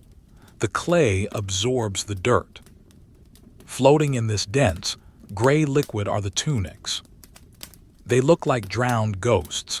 They are shapeless, heavy masses of wool suspended in the fluid. They do not move. They are soaking. Zog steep. The process is silent. It is a chemical waiting game. The ammonia is slowly, microscopically, eating away the grime of the march. It attacks the oils left by the soldier's skin. It dissolves the stains of food and mud. The surface of the liquid is covered in a thin, pale foam. The bubbles are tiny and persistent. They cluster together in the center of the tub, a raft of dirty white froth. Fizz, silence, pop. A single bubble bursts. It releases a tiny puff of ammonia gas. The smell is strong, but in the cold night air, it sits low in the tub, contained by the masonry walls. The moonlight reflects off the bubbles. They look like pearls of oil. At the bottom of the tub, beneath the heavy wool, the fuller's earth, the clay, has settled. It forms a layer of sludge. It waits to be stirred up again in the morning. But for now, gravity has pulled it down. It rests there, a bed of soft mud. We move to the drying frames. Along the side of the yard, wooden racks have been set up. These are the Viminia cavia, wicker frames shaped like bells. Tunics that have already been washed and rinsed are draped over them to dry. The wool is stiff, it is cold, it hangs heavy and motionless. Imagine the texture of the wet wool. It is coarse, it is dense. If you were to touch it, your finger would leave a depression that would slowly fill back in with water. Drip. Water collects at the hem of a tunic. It gathers weight. It falls to the brick floor. Blad. The sound is flat and wet. It joins the puddle on the ground. The puddle reflects the sky. It is a dark mirror on the floor of the laundry. A draft blows through the yard. It catches the hem of a drying tunic. The heavy fabric sways just an inch to the left, then back. Sway settle. It is a movement of pure weight. There is no fluttering. The water in the fabric holds it down. On a bench nearby, there is a pile of spinifolonia, teasels. These are dried plant heads, spiky and rough like hedgehogs. They are used to brush the wool, to raise the nap and make it soft again after the harsh washing. They sit in a basket, hundreds of tiny, dried hooks waiting for the morning. They are brown and brittle. They smell of dry fields, a sharp contrast to the wet, chemical smell of the tubs. A rat runs along the top of the wall. It pauses to sniff the air. It smells the ammonia. It does not like it. It scurries on, looking for the granary we visited earlier. Scuttle gone. The laundry is a place of transformation. Dirty becomes clean. Yellow becomes white. Greasy becomes dry, but it happens slowly. It happens through the patience of soaking. There is no rush here. The clothes cannot be hurried. They must steep. They must absorb. They must wait. The master of the forica is asleep in a small room at the back. He does not hear the drip of the water. He is used to it. It is the clock of his life. We look back at the soaking tub. The foam has shifted slightly, rotating with the slow movement of the liquid as it cools. The pattern of bubbles has changed, but you would only know if you had been watching for an hour. It is a boring pattern, random, chaotic still. The liquid is opaque. You cannot see the bottom. You can only imagine the layers, the sludge, the fluid, the wool, the foam, a lasagna of hygiene. The air is cold enough that the surface of the puddles on the ground is starting to freeze. A thin skin of ice is forming at the edges. A crinkle.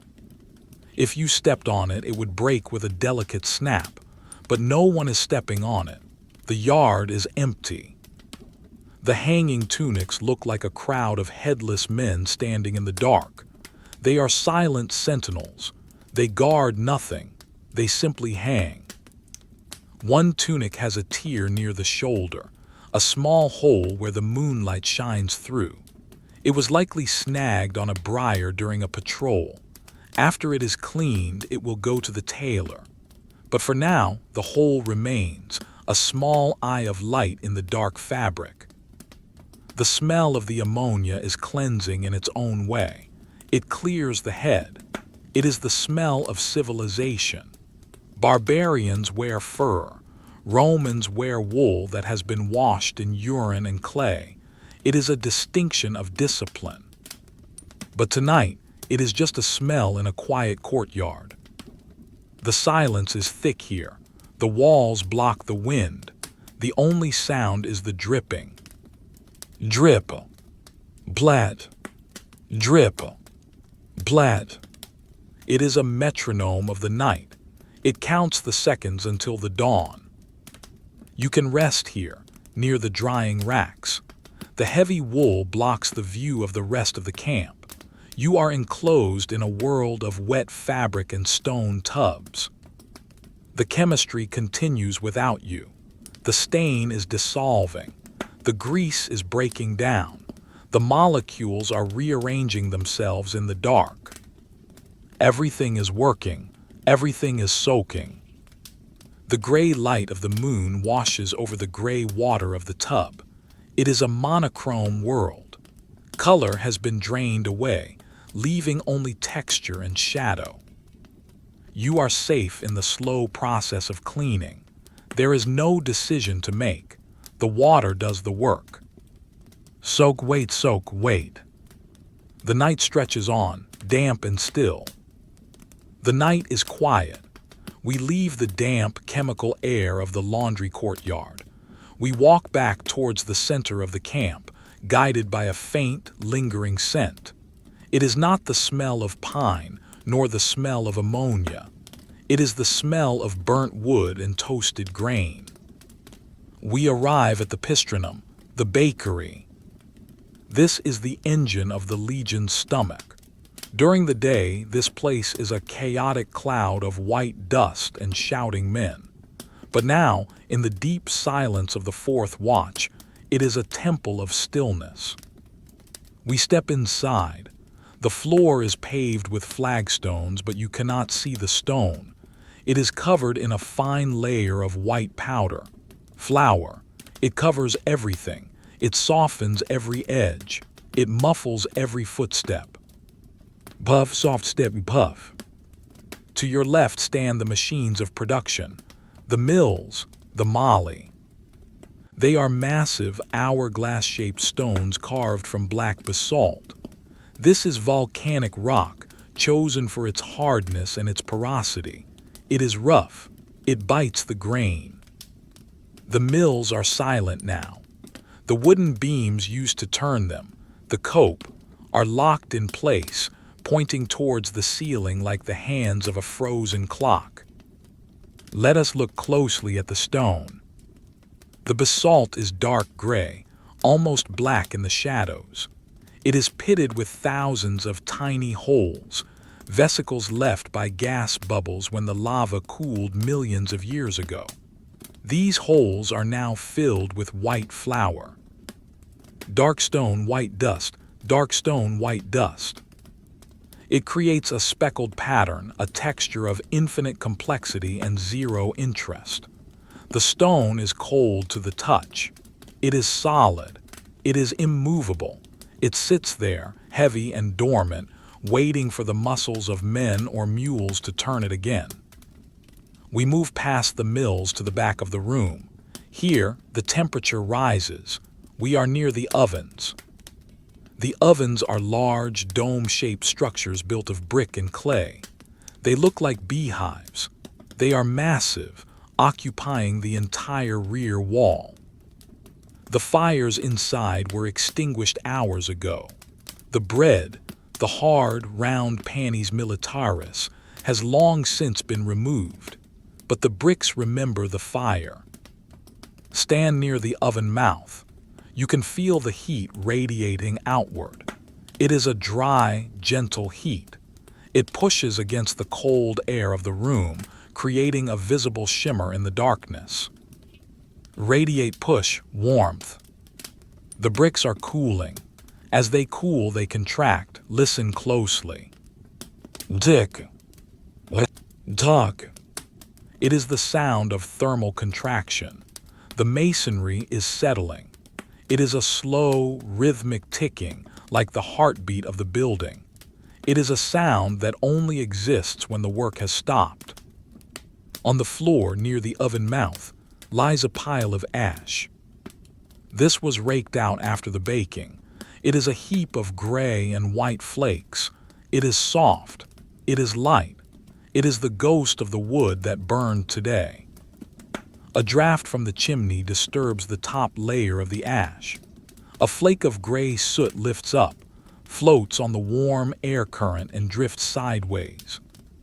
Float, drift, settle. It lands on the flour-covered floor, a gray spot on a white field. On a heavy wooden table in the center of the room, The tools of the baker are laid out. They are covered in a dusting of flour, too. Everything is unified by this white blanket. There is a scraper, a flat blade of iron used to cut the dough. There is a wooden paddle, the pala, leaning against the table leg. Its handle is polished smooth by oil and flour and sweat. There is a sieve, a round wooden hoop with a mesh of horsehair.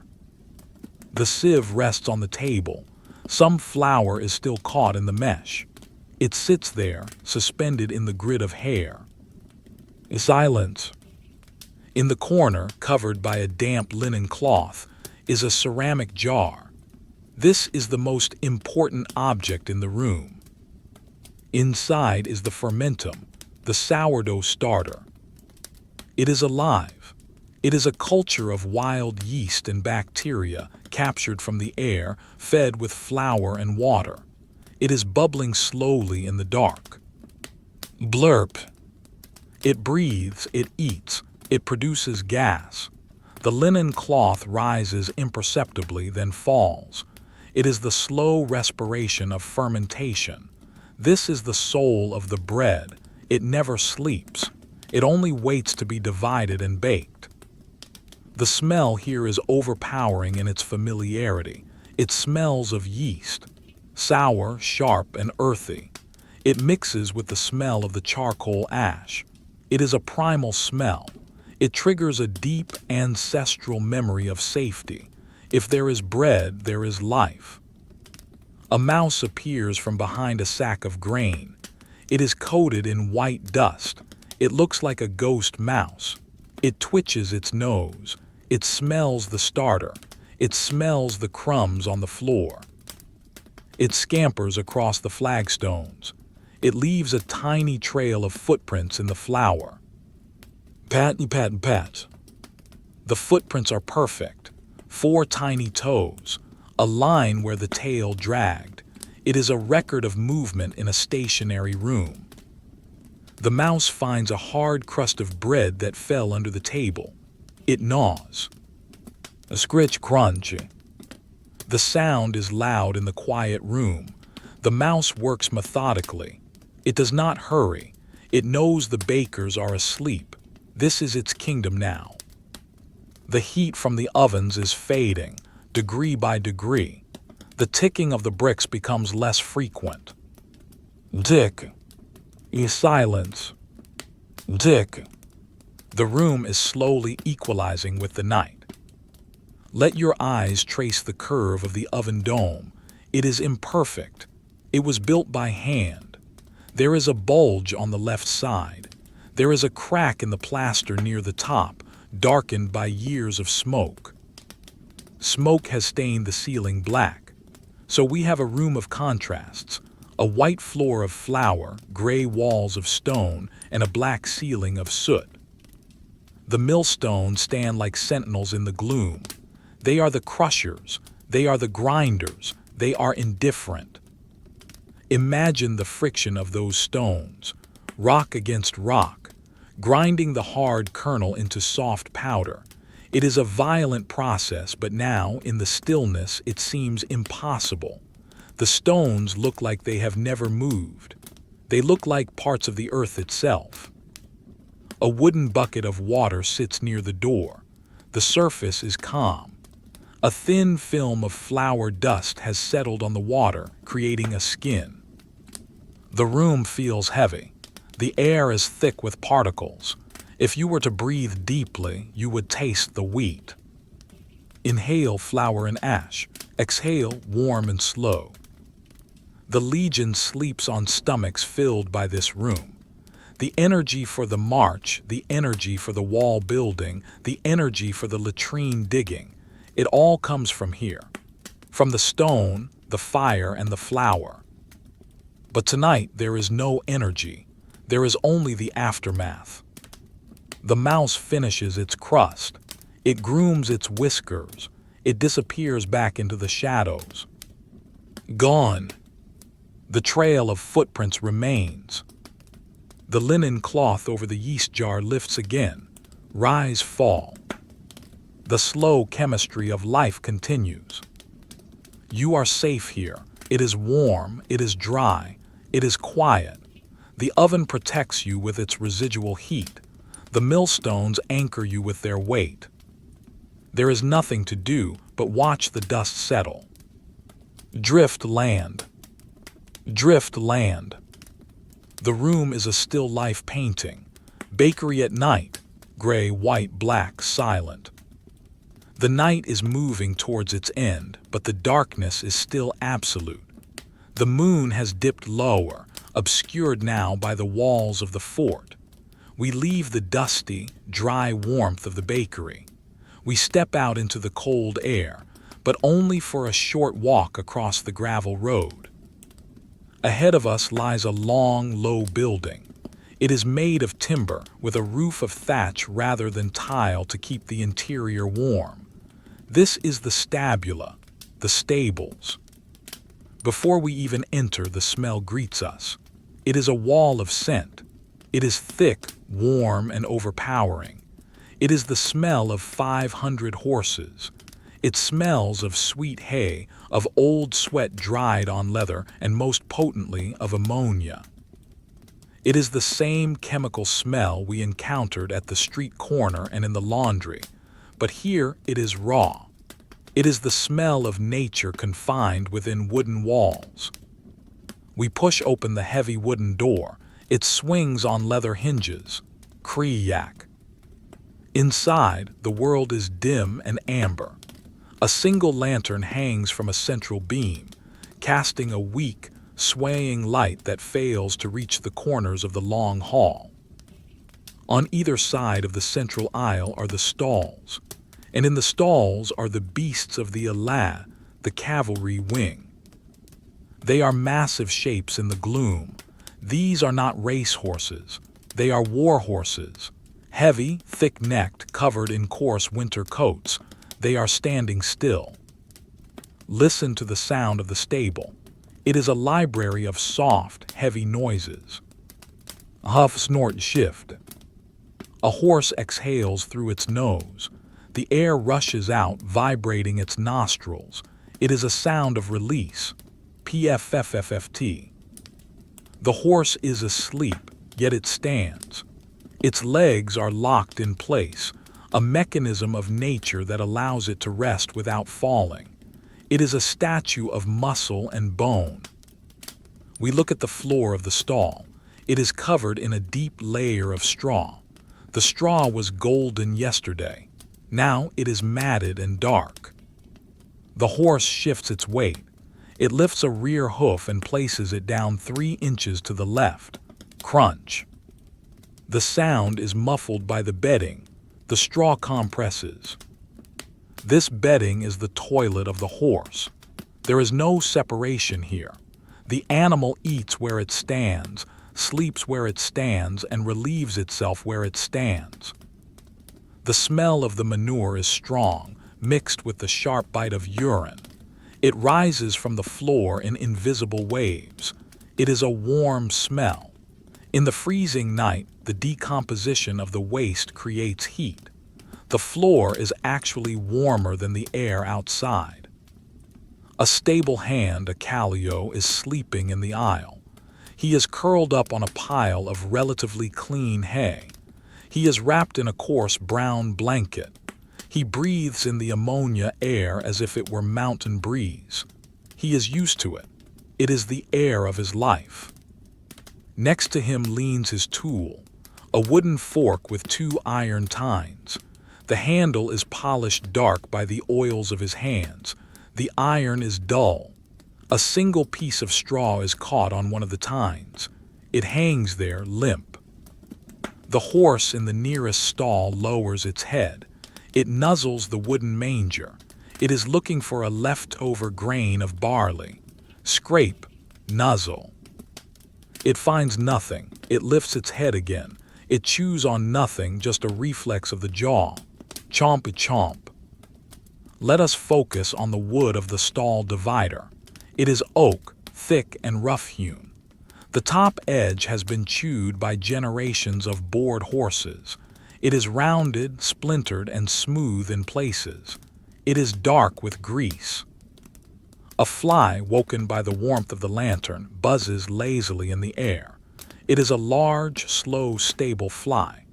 BZZZZZT. It circles the lantern. It lands on the wooden beam.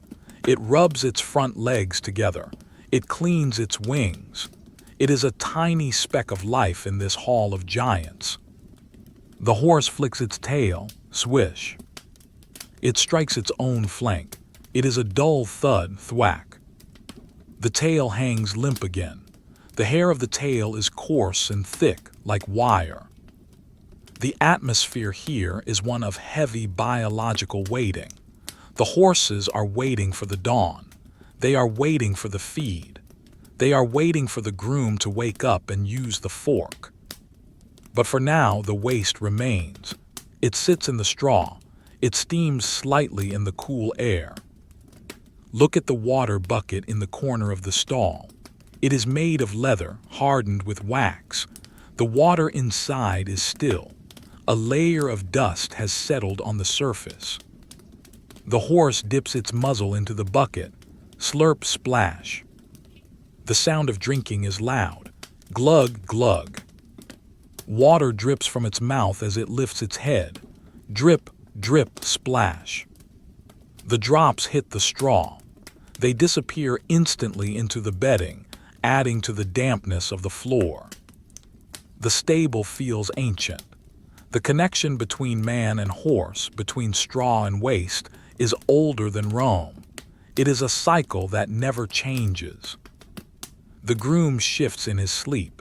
He mutters a word. It is unintelligible. He pulls the blanket tighter. The straw beneath him rustles. Rustle. The air is humid. It sticks to your skin. It coats the inside of your nose. It is a living atmosphere. There is no privacy here for the animals.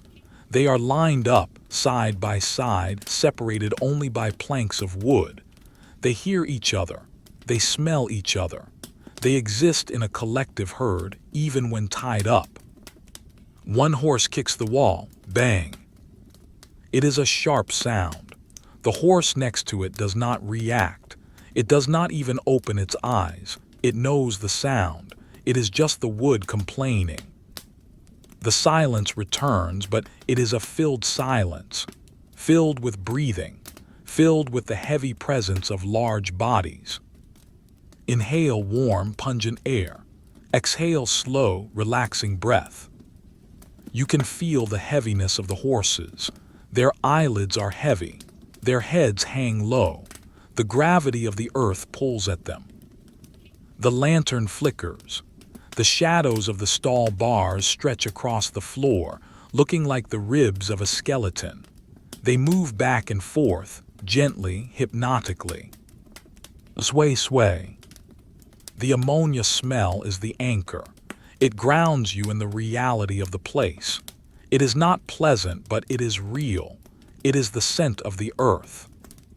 The shovel waits, the fork waits, the manure waits.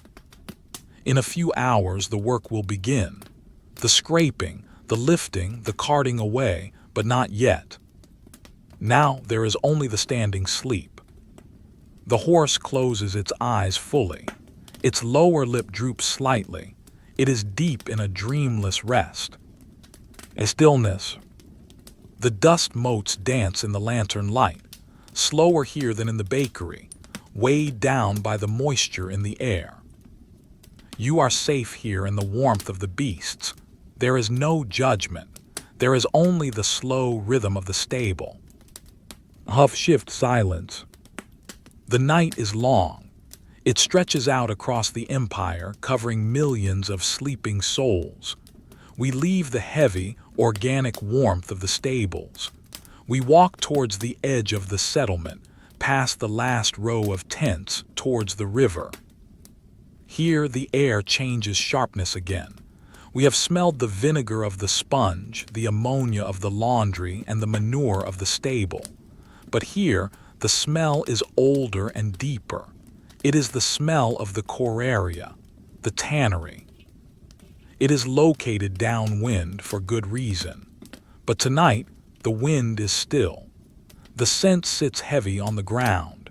It is the smell of bark, of earth, and of the powerful chemical agents used to turn skin into leather.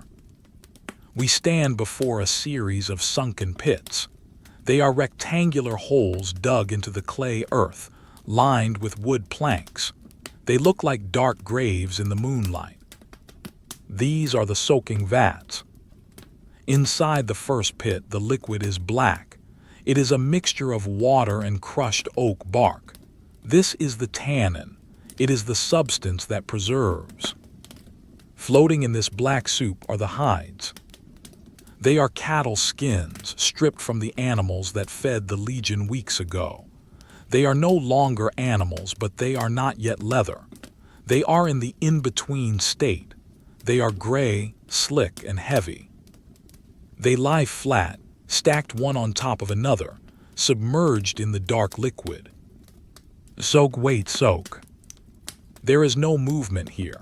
The process of tanning takes months. It cannot be rushed. The tannin molecules are slowly, microscopically binding to the collagen fibers of the skin. It is a silent invasion. It turns the soft, rotting skin into something tough, something waterproof, something Roman. Let us look at the second pit.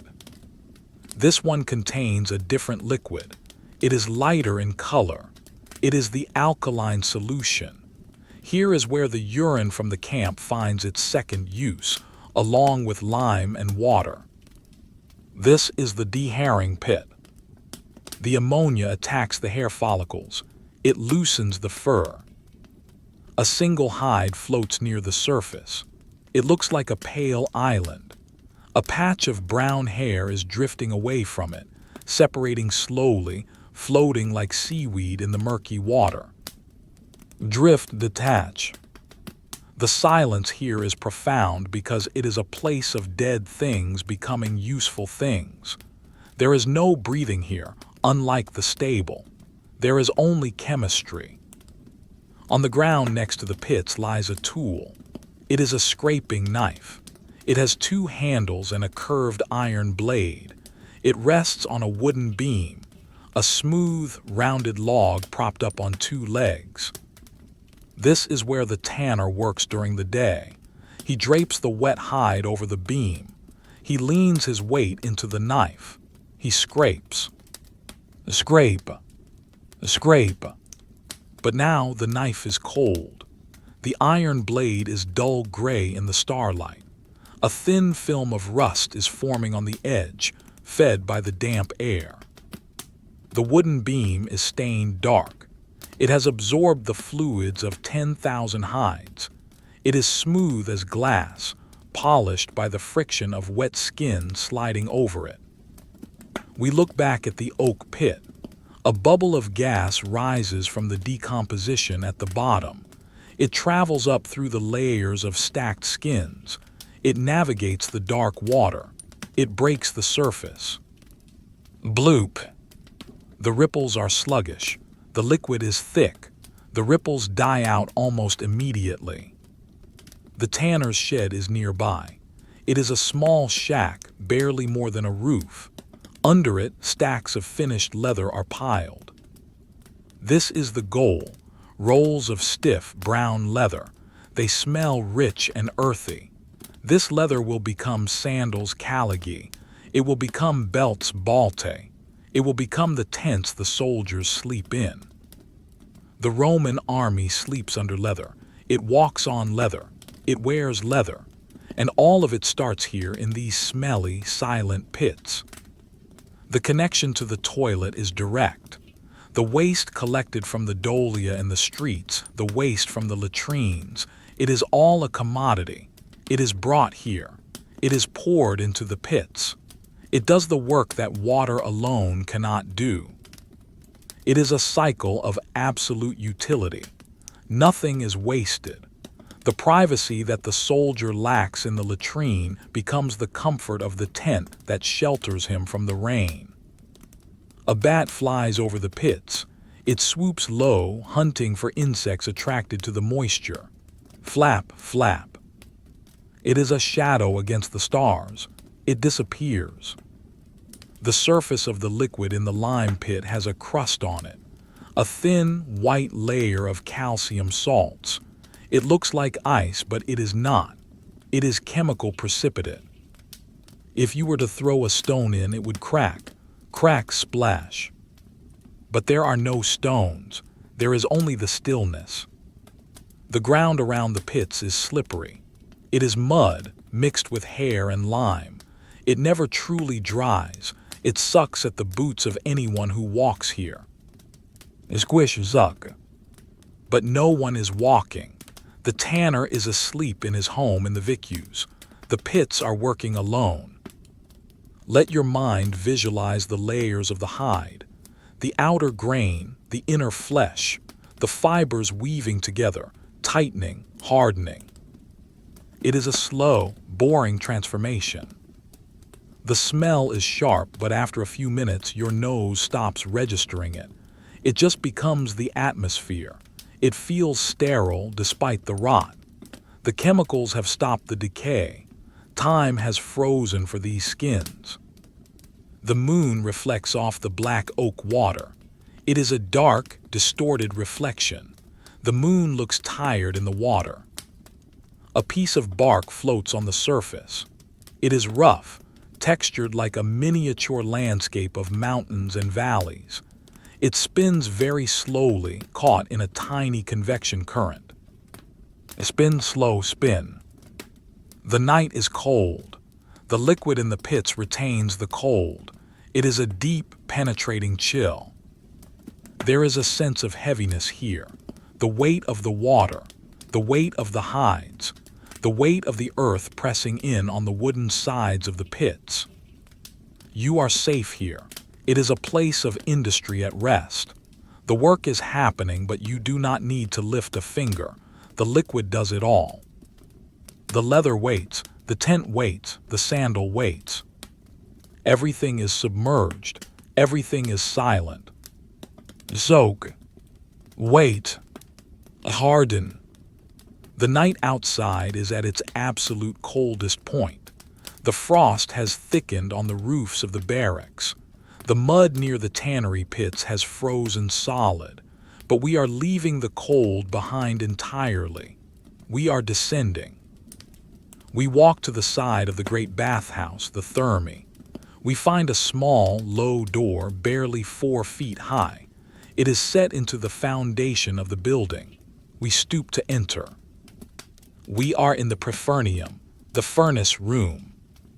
This is the lung of the bathhouse. This is the heart that pumps heat into the hollow spaces beneath the floors. The room is small and cramped. It is dug into the earth, several feet below ground level to align with the hypocaust tunnels. The floor is packed dirt, dry and dusty. The only light comes from the mouth of the furnace. It is an arched opening in the brick wall, perhaps 2 feet wide. Inside, deep in the throat of the oven, a fire is burning. But it is not a wild, roaring fire. It is a controlled banking fire. It is a bed of deep, pulsing red charcoal. Glow, pulse, glow. The heat hits you instantly. It is a wall of dry, intense warmth.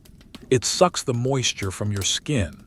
It smells of wood smoke, of carbon, and of dry clay. It is the smell of a kiln. In the corner, sitting on a wooden stool, is the fornicator, the stoker. He is a slave, or perhaps a very low-ranking auxiliary. He is naked to the waist, despite the winter night, because in here it is always summer. His skin is slick with sweat. The sweat runs down his back in slow rivulets. Drip. He is asleep. His chin rests on his chest. His breathing is heavy, matching the rhythm of the fire. Inhale, the fire flares slightly. Exhale, the fire dims. To his right is a massive pile of fuel. Not logs, but charcoal, carbo. Burned wood that has already given up its smoke, leaving only pure carbon. The pieces are black, lightweight, and brittle. They are piled high against the wall. Occasionally the pile shifts. Gravity settles the charcoal, click, clatter. A few pieces slide down the slope of the pile. They make a sound like glass breaking but softer, tinkle, hush. The stoker does not wake. He knows the sound. Let us look into the furnace. The heat is being drawn into a tunnel. This is the hypocaust. The hot air travels horizontally under the floor of the warm room and the hot room of the baths. It weaves between hundreds of stacks of tiles, the pili, that hold up the heavy concrete floor above. Imagine the journey of the heat. It flows like a river of invisible fluid. It warms the tiles. The tiles warm the concrete. The concrete warms the marble bench in the latrine where the officers sit. The comfort of the general's backside begins here, with this sweating man and this pile of black rocks. The fire crackles softly, snap. A piece of charcoal breaks apart in the heat. It reveals a core of blinding white-hot energy, then slowly fades to red. Fade, darken. On the floor near the furnace mouth is an iron rake. The handle is long, reaching 10 feet, so the stoker can push the fuel deep into the oven without burning his hands. The iron is hot. If you touched it, it would burn you. It rests on a stone, waiting. The air in the room is full of ash. It is a fine gray powder. It floats in the thermal currents. Look at a single mote of ash. It rises on the wave of heat coming from the oven. It spirals up towards the ceiling. It hits a wooden beam. It sticks there, joining a layer of gray dust that has been building for years. Float, rise, stick. The ceiling is low. It is blackened by centuries of smoke. Even with charcoal, there is some soot. It hangs in stalactites of grime. The stoker wakes. He does not startle. He simply opens his eyes. He looks at the red mouth of the oven. He judges the color. Is it too bright? Is it too dull? It is too dull. He stands up. His joints pop, crack. He picks up a shovel. It is a wide, flat shovel made of wood, rimmed with iron. He turns to the charcoal pile. He pushes the shovel into the black mound. Crunch. The sound is dry and gritty. He lifts a scoop of charcoal. It is light. He turns to the furnace. He throws the fuel in. Whoosh, scatter. The charcoal lands on the bed of embers. Sparks fly up. Tiny orange stars that dance in the darkness for a second before vanishing. Spark, spark, gone. He throws another scoop. Whoosh. And a third whoosh. He puts the shovel down. He picks up the long iron rake. He pushes the new fuel to the back of the oven. Scrape. The sound of metal on brick is harsh. It echoes in the small tunnel. He withdraws the rake. He sits back down. The new fuel catches. The glow intensifies. The red becomes orange. The heat output rises. The floor above in the empty bathhouse will become a fraction of a degree warmer. The stoker wipes his forehead with a rag. The rag is gray with soot. He leaves a streak of ash on his skin. He leans back against the wall. The wall is warm. The earth outside presses against it, but the heat keeps the cold at bay. He closes his eyes again. There is a bucket of water near his feet. He does not drink. He dips his hand in and splashes his face. Splash. The water sizzles as it hits the hot bricks near the oven. Hiss. Steam rises instantly and dissipates. The room returns to its static state. The fire burns. The man waits. The air flows. This is the basement of the empire, the hidden machinery. There is no glory here. There is no battle. there is only the temperature. A cricket has found its way into the room, drawn by the heat. It sits in a crack in the brickwork. It chirps once. Chirp. It waits. Chirp. The sound is loud in the small space. The stoker does not mind. It is company. The charcoal pile settles again. Click. The connection between this room and the latrine is invisible but physical. The heat generated here travels through the void, rises through the hollow clay tubes in the wall's tubuli, and vents out through the roof. It is a circulatory system of hot gas. The stoker's job is to keep the heart beating. He looks at his hands. They are stained black. The charcoal dust has worked its way into his fingerprints.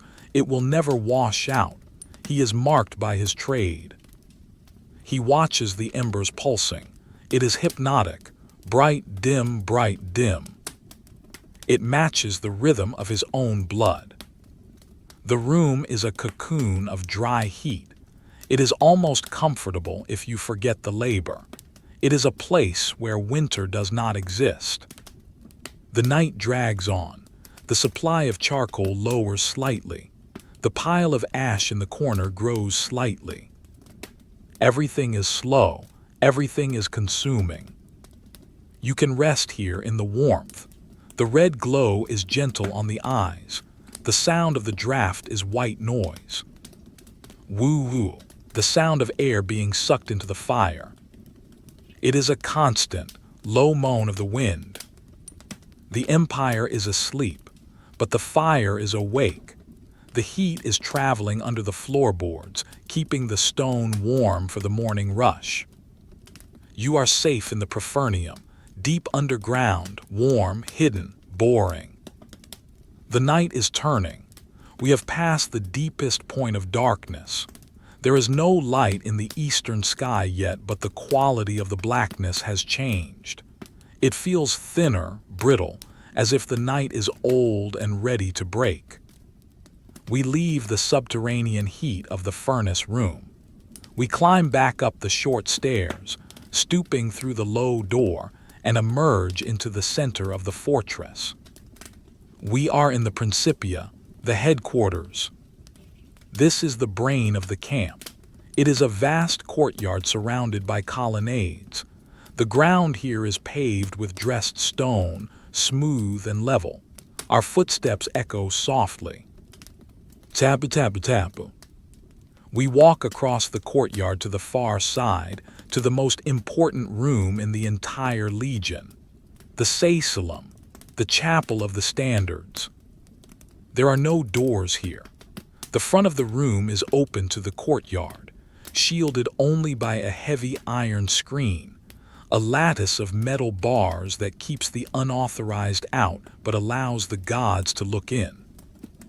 Inside, the room is lit by 3 hanging oil lamps. The oil is high quality here, perfumed with frankincense. The smoke is thin and white. Waft curl. The smell is distinct. It is the smell of authority. It is the scent of cold stone, polished metal, and expensive resin. Standing in the center of the room on a raised dais are the standards, the signa. They are tall poles plated with silver. Attached to them are metal discs, phalleri, which represent the honors of the unit. There are silver hands open and facing the sky. There are golden wreaths. They lean against a wooden rack, perfectly vertical. They are the idols of the army. And in the center stands the aquila, the eagle. It is made of solid gold. It sits on top of a thick pole. Its wings are raised as if it is about to take flight, but it never moves. Its feathers are etched with microscopic precision. Its eyes are blank metal spheres. It stares forward into the dark courtyard, watching nothing. Glint shine. The lamps sway slightly in a draft we cannot feel. The reflection of the flame moves across the golden breast of the eagle. It looks like a heartbeat, but it is just light. Pulse fade, pulse. A guard stands outside the iron screen. He is the most disciplined soldier in the camp. He does not lean on his spear. He does not slouch. He stands at attention. He has been standing for 3 hours. He stares at the eagle. The eagle stares past him. The guard is bored, but it is a reverent boredom. He is in the presence of the soul of the legion. If the eagle is lost, the legion is dead. So he stands. His armor is polished to a mirror finish. The lamplight reflects off his shoulder guard, bouncing onto the iron bars of the screen. Reflection beam. Below the dais, set into the stone floor, is a heavy trapdoor. It is bound with iron straps and locked with a complex bronze mechanism. This is the aerarium, the treasury. Down there in a small, stone-lined vault sleeps the money.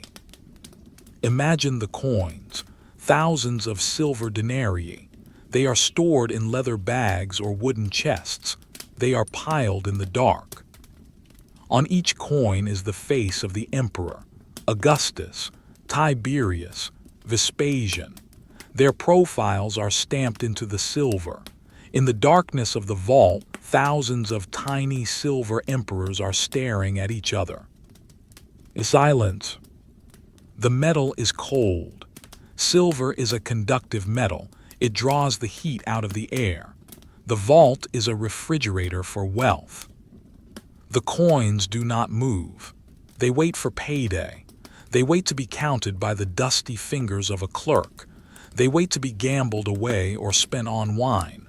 But tonight they are just weight. Dead, heavy weight in a hole in the ground.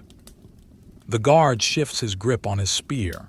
His leather glove creaks against the wood. Creak. It is the only sound in the Principia. He looks at the signum on the left. It has 7 silver discs. He counts them again. 1, 2, 3, 4, 5, 6, 7. He looks at the metal hand at the top, the manus. It is an open palm. It symbolizes the oath of loyalty. The hand is frozen in a gesture of greeting or stopping. It is a relentless, unmoving wave. A moth flies into the sacellum, navigating through the iron bars. It is attracted to the perfumed lamps. It circles the gold eagle. Flutter circle. It lands on the wing of the eagle, a dusty, gray insect on the pristine gold. The guard watches it. He cannot leave his post to swat it. The moth rests. It is a tiny violation of protocol, witnessed only by the night. The incense smoke gathers in the high ceiling. It forms a thin, blue haze that obscures the painted beams above. The atmosphere is heavy with symbolism. Every object here means something. Nothing is just a thing. The pole is not a pole, it is the spirit of the cohort. The hole in the floor is not a hole, it is the savings of 5,000 men. This weight of meaning makes the air feel thick. It presses against the chest of the guard. He takes a deep breath. Inhale frankincense and cold iron. Exhale quiet fatigue. The shadows of the standards are cast long against the back wall. They look like a forest of thin, leafless trees. As the lamps run low, the shadows stretch upwards, reaching for the roof. Stretch, grow. The guard feels the cold of the stone floor penetrating the soles of his boots. He wiggles his toes. It is a tiny, invisible movement. It keeps the blood flowing. He thinks about the eagle. He wonders who made it. He wonders how heavy it is. He will never touch it. Only the aquilifer can touch it. To the guard, it is as distant as the moon, even though it is only 10 feet away. The metal is timeless. The wood of the barracks will rot. The leather of the tents will tear. The men will die. But the gold eagle and the silver coins will remain. They are the permanent things. The lamp on the right flickers. It is running out of fuel. The flame sputters. Phut, phut. It dies. The room gets darker. The shadows jump. The gold dulls. Now there are only 2 lamps. The symmetry is broken. The room feels slightly unbalanced. The guard does not react. He just keeps staring. Below him, the silver coins sit in the dark. Above him, the gold wings spread in the dim light. Around him, the iron bars stand rigid. It is a cage of precious metals. The silence is absolute. It is a silence that commands respect. You cannot speak here. You can only watch. The Principia is a place of orders, of shouting centurions, of marching feet. But at night, it is a temple of stillness. You can rest in this stillness. The eagle is watching for you. The guard is standing for you. The money is safe. Everything is locked. Everything is secure. The moth takes flight again. It leaves the eagle. It flies back out through the bars, disappearing into the vast, empty courtyard. Gone. The gold remains, cold, hard, boring. The night is old. It has worn itself thin. The intense, enclosed atmosphere of the Sacellum is behind us. We are moving to the very edge of the world. We walk to the perimeter of the camp. We climb the earthen ramp past the wooden palisade up to the vallum, the rampart. Here there is no roof. There are no walls to block the weather. There is only the sky and the wind. The wind has picked up. It is not a storm, just a steady, relentless current of air flowing from the north. It carries the smell of distance. It smells of wet grass, of cold mud, and of the vast, empty forests that stretch out beyond the frontier. We stand on the walkway. It is made of wooden planks slippery with frost. Below us, outside the wall, is the fossa, the ditch. It is a V-shaped trench dug deep into the earth. It is 12 feet wide and 9 feet deep. The bottom is narrow, a slot of darkness. The ditch is not empty. At the bottom, usually, there is a device called the ankle breaker, a smaller slot to trap a foot. But tonight, we just see the weeds. Nature is reclaiming the ditch. Tall grasses have grown on the slopes. Thistles, nettles, they are dead now, brown and brittle from the winter. Listen to the wind in the dry grass. Swish shhh rattle. It is a dry, scratching sound. Thousands of stalks rubbing against each other.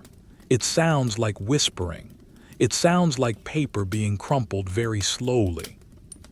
Crinkle, hush, swish. A sentry stands on the rampart. He is wrapped in his heavy cloak, the pinula. He has pulled the hood up. The wool is thick and greasy with lanolin to repel the rain. He stands with his back to the wind. He looks out into the darkness beyond the ditch. There is nothing there, just the swaying shapes of bushes and the flat line of the horizon. He is not looking for an army. He is looking for movement, a deer, a wolf, a stray dog. He leans on his pilum, his heavy javelin. The iron tip is cold. The wooden shaft is cold. He shifts his grip, tucking his hands into his sleeves to keep them warm. Below him in the ditch, a small animal is moving, a hedgehog. It navigates the slope of the trench. It moves through the dead nettles. It makes a surprising amount of noise in the quiet night. Rustle, snap, scuffle. The sentry hears it. He looks down.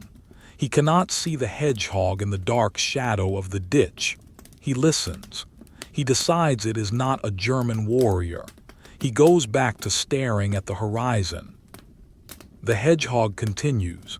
It finds a snail on a stone. It stops. Crunch. The sound of the shell breaking is tiny but distinct. The wind gusts.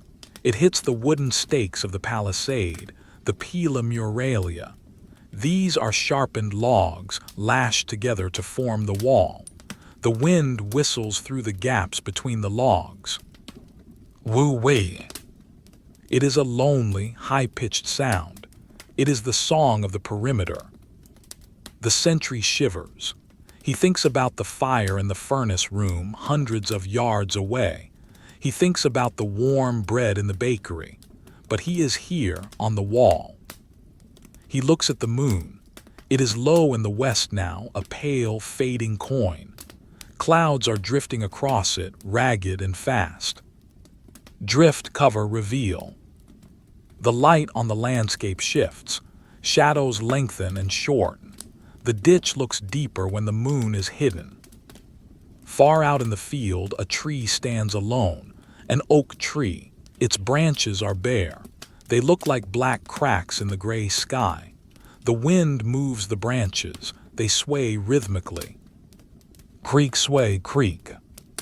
The soldier needs to relieve himself. He cannot leave his post.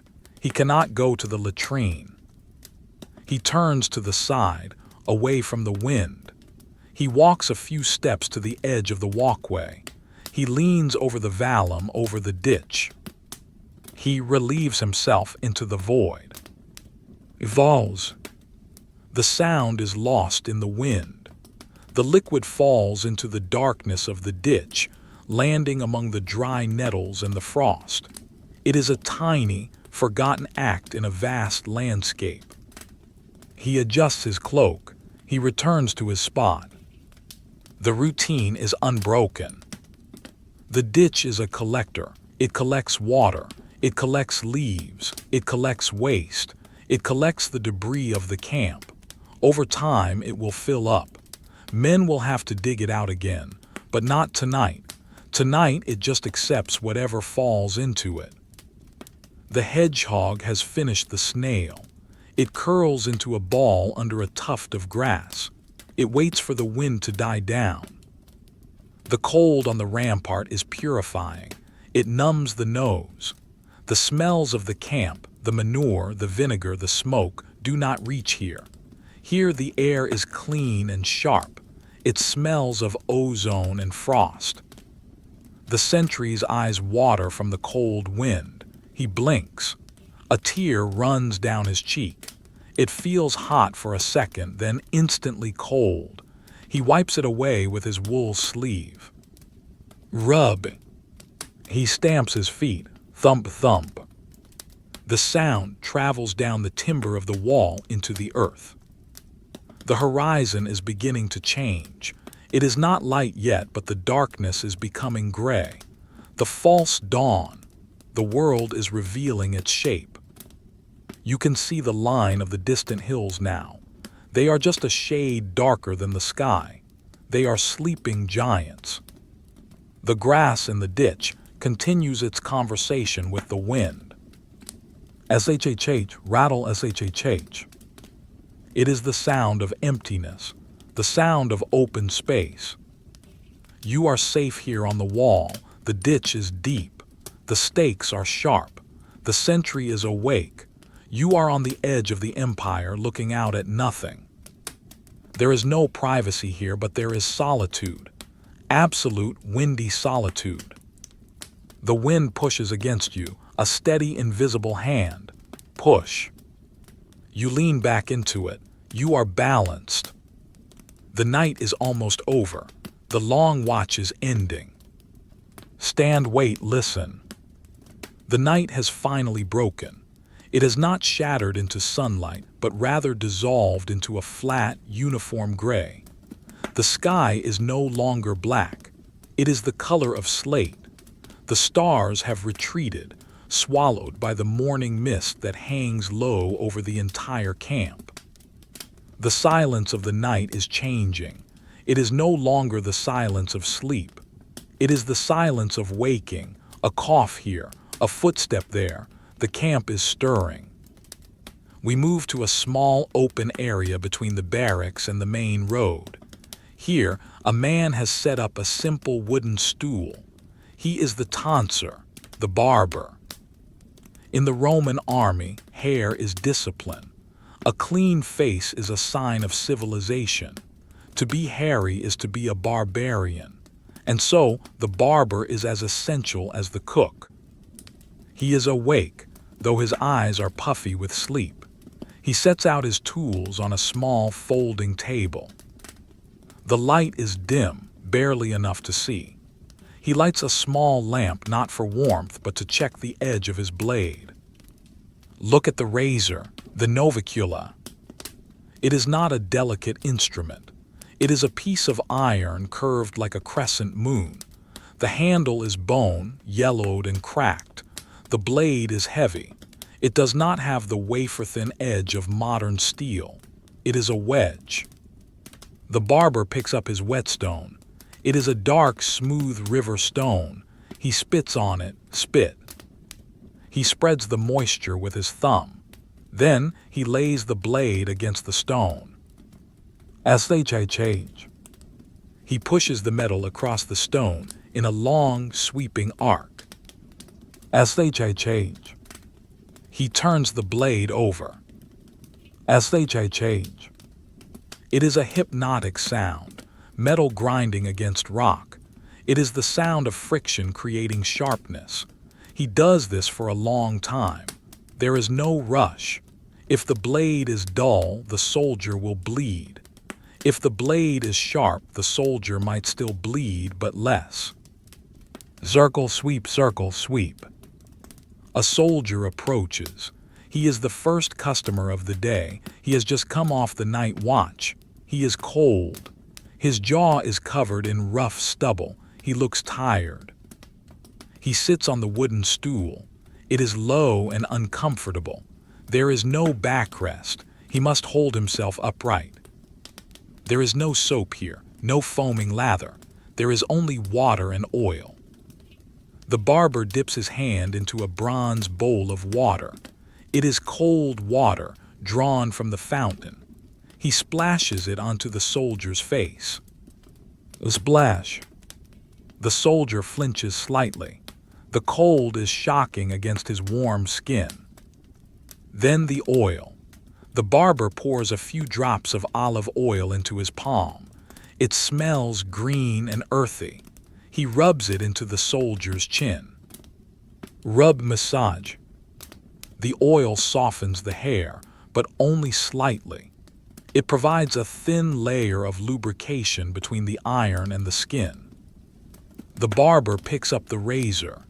He holds it with a practiced grip, his thumb resting on the spine of the blade.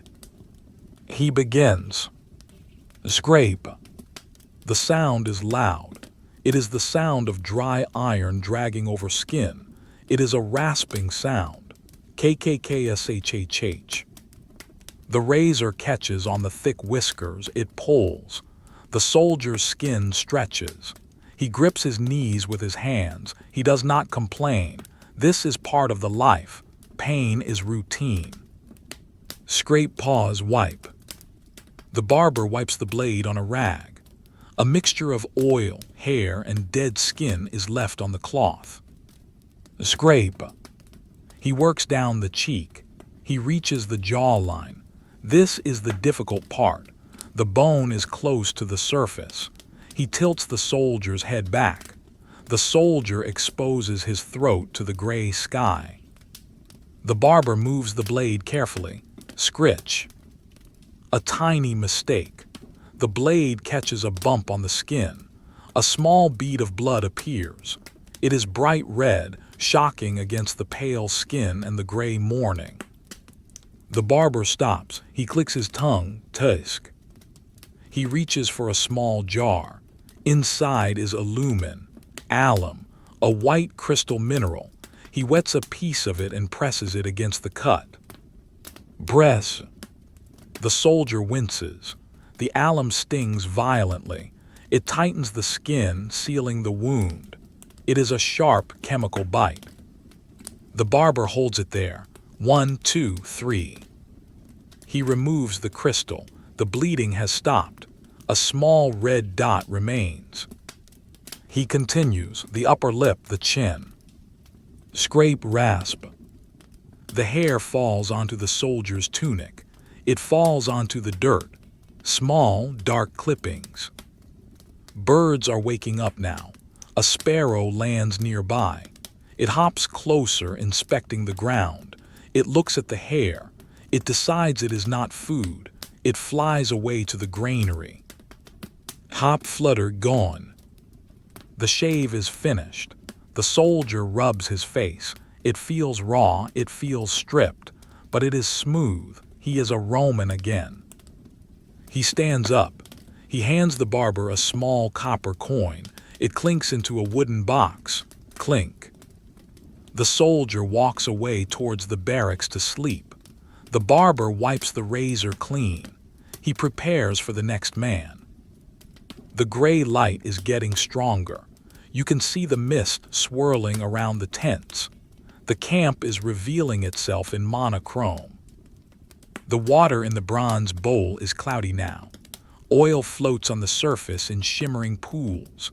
A single hair floats in the oil. Float, drift. The barber stretches his back. Crack. He looks at the line of men beginning to form. 2 more soldiers have arrived. They stand silently, wrapping their cloaks tight. They watch the razor. This is the morning ritual. It is a removal of the natural self. It is the imposition of order upon the body. Even the face must be regulated.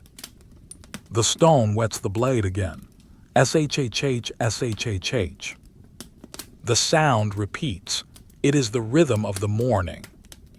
The air smells of damp earth and the faint green scent of the olive oil. You can feel the cold metal in your mind, the scrape, the relief when it stops. The stool is empty for a moment. It sits there, a simple wooden object in the growing light. It waits for the next wait. Everything is routine. Everything is maintenance. Everything is boring. The mist dampens the sound of the camp. The world feels close and intimate. Just the barber, the blade, and the skin. Scrape. Wipe. Silence. The gray morning has fully arrived. The mist is lifting slightly, pulling back from the ground to hang in wisps among the treetops. The light is flat and shadowless, revealing the world in stark, desaturated tones. We have walked through the camp. We have seen the latrine, the pipes, the buckets, the pits. Now we leave the walls behind entirely. We walk down the sloping hill, through the wet grass that soaks the hem of your tunic, down to the river. Here at the water's edge, we find the end of the story. Protruding from the muddy bank is a massive stone structure. It is an archway built of heavy limestone blocks. The keystone at the top is the size of a man's chest. The masonry is stained dark with moss and algae. This is the mouth of the cloaca, the great sewer. It is the exit point for everything we have seen tonight. The water from the aqueduct, the waste from the latrines, the runoff from the bathhouse, the dregs from the laundry, the blood from the butcher. It all comes here. Listen to the sound. Rush, gurgle. It is not a gentle trickle. It is a powerful, steady torrent. The collected water of 5,000 men and their machines pours out of the dark mouth of the tunnel. It falls 2 feet into the river below. Splash, churn. The water emerging from the arch is gray and murky. It carries the silt of the camp. It hits the river water, which is brown and swollen with winter rain. Watch the mixing. The 2 currents meet. They do not blend immediately. The gray water from the sewer pushes into the brown water of the river, creating a visible plume that stretches downstream. It swirls. It eddies. Swirl, mix, dissolve. Bubbles rise to the surface where the waters crash together. They drift downstream, popping one by one. Ploppy pop. The smell here is complex. It is the smell of wet mud, of rotting reeds, and the faint, diluted scent of the camp's waste. But the river is vast. It swallows the smell. It dilutes it until it is nothing. The power of the flowing water erases the presence of the army. A few yards downstream, a man stands on the bank. He is not a soldier. He is a local, a Briton perhaps, or a camp follower. He wears a rough tunic of undyed wool and trousers tied with leather thongs. He is motionless. He holds a long pole. A fishing line dangles from the end, disappearing into the brown water. He is not looking at the sewer. He is looking at the tip of his rod. He has been standing there for an hour. He has caught nothing. He does not care. Fishing is waiting. Stand, wait, stare. The river flows past him. It flows past the sewer. It flows past the fort. It is going to the sea. It is indifferent to the Romans. It was here before they came with their square stones and their lead pipes, and it will be here after they are gone. A large branch floats down the river. It has been stripped of its bark. It looks like a bleached bone. It catches in the eddy formed by the sewer outflow. A spin. It rotates slowly. It bobs up and down. Bob. It is trapped for a moment in the turbulence. Then the main current of the river catches it. It jerks forward. It accelerates. It is swept away, disappearing around the bend. Gone. The masonry of the arch is cold and wet. A water rat climbs out of the sewer tunnel. It sits on the stone ledge. Its fur is sleek and dark. It grooms its face with tiny paws. Scrub, scrub. It looks at the river. It dives in. Plop. Hardly a splash, just a ripple that widens and vanishes. The engineering of this exit is precise. The Romans built the floor of the tunnel at a specific gradient, not too steep, not too flat, just enough to keep the water moving, to scour the stone clean. It is a mathematical triumph buried in the mud. The light on the water is changing. The sun is trying to break through the clouds. A single patch of silver light appears on the river surface, far downstream. It shimmers. Glimmer shift. The fisherman shifts his weight. The mud squelches under his boots. Squelch. He pulls his line out of the water. The hook is empty. The bait is gone. He stares at the empty hook. He does not sigh. He does not curse.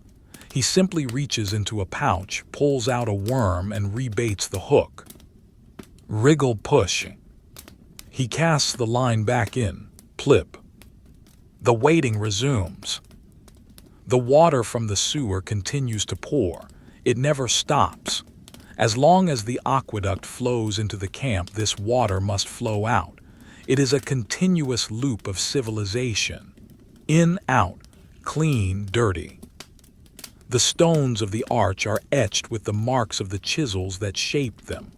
Vertical lines, diagonal lines, the signature of a mason who is likely dead. The moss covers some of them, softening the geometry. The air is damp and cold.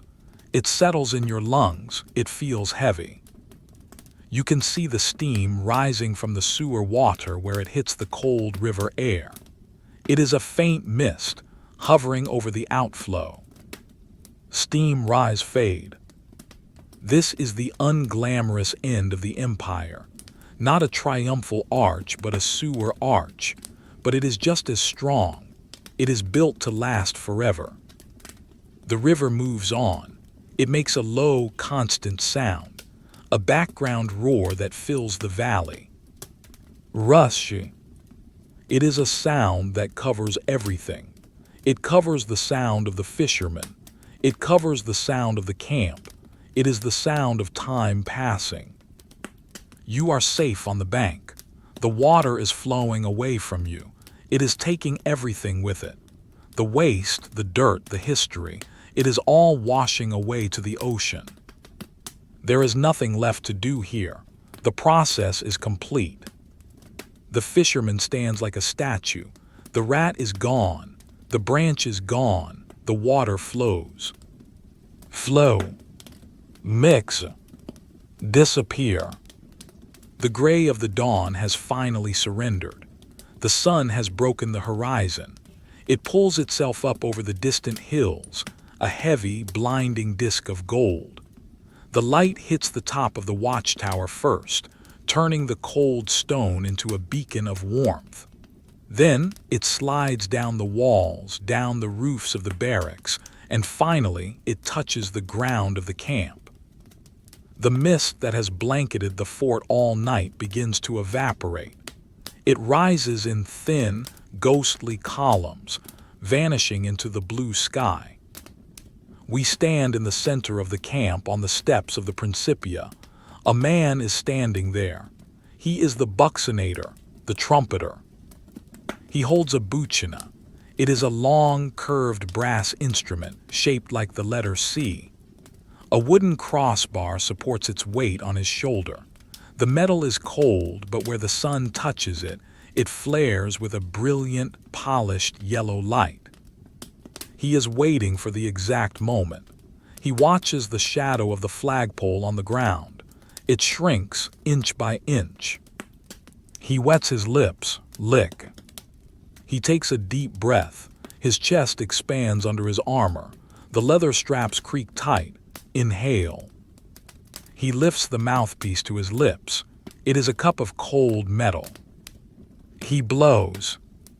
Boo-oo-oo-oo-oo. The sound is not a screech. It is a low, mournful, resonant note. It vibrates in the air. It travels through the wooden walls of the barracks. It travels over the tents.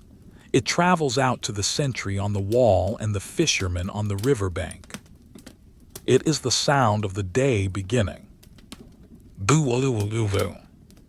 The note hangs in the air for a long time, echoing off the stone buildings, fading slowly into silence. Inside the tents, the silence of the night is broken, not by chaos, but by the slow, shuffling sound of 5,000 men waking up. Rustle groan shift. In the contubernium tent we visited hours ago, the soldier throws back his rough wool blanket. The air is still cold, but the promise of the sun is there. He sits up. He rubs his eyes with the heels of his hands.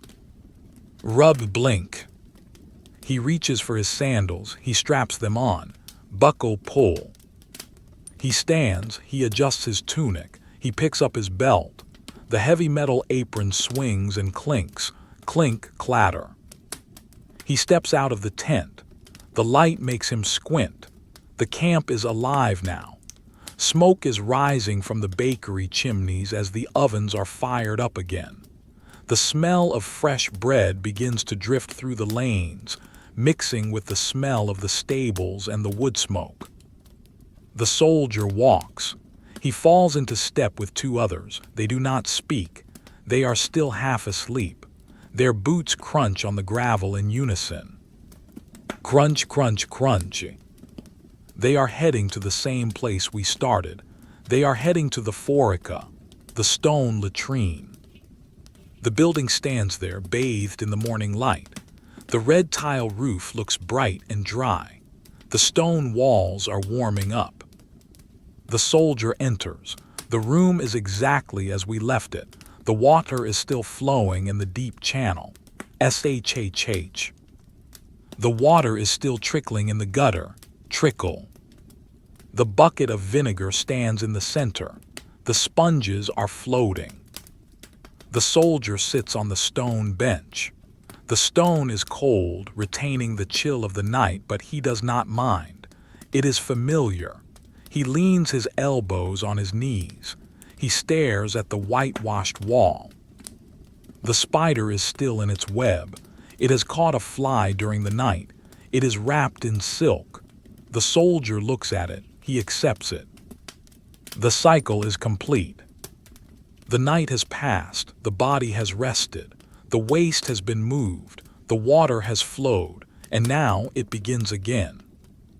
Another soldier enters. Then another. The room fills with the low murmur of morning voices. Mumble, yawn, cough. The solitude of the night is gone, replaced by the communal routine of the day. The soldier reaches for the sponge stick. He dips it in the gutter. Splash. The water cleans it. The vinegar disinfects it. The wood is smooth in his hand. It is a tool of infinite reuse. It has been used 1,000 times before, and it will be used 1,000 times again. It is a permanent object in a permanent empire. Outside, the plastrum wagon is returning from the fields, empty now, ready to be parked until the next night. The oxen plod slowly. Clop, clop. The prefernium stoker adds fresh charcoal to the fire. The heat rises. Whoosh. The tonsor sharpens his razor. SHHH, SHHH. The camp is a machine that never truly stops. It just shifts gears. From the slow, heavy gear of the night to the grinding, active gear of the day. But for you, the journey is over. You have seen the hidden life. You have seen the pipes and the pits, the gold and the grain. You have walked the perimeter and sat in the dark. The sun is fully up now. The shadows are short and sharp. The mystery of the night has evaporated with the mist. What remains is the certainty of the routine, the absolute safety of knowing exactly what happens next. The water flows into the camp from the mountains. The water flows out of the camp to the river. The river flows to the sea. It is a circle, a slow, boring, comforting circle. The soldier finishes. He stands. He walks out into the sunlight. He disappears into the crowd of men. The forica remains. The water continues. SHHH. Trickle. Silence. You can leave them there. They do not need you to watch them. They will do this forever. The history is written. The stone is set. The sponge floats. Sleep now. The watch is ended.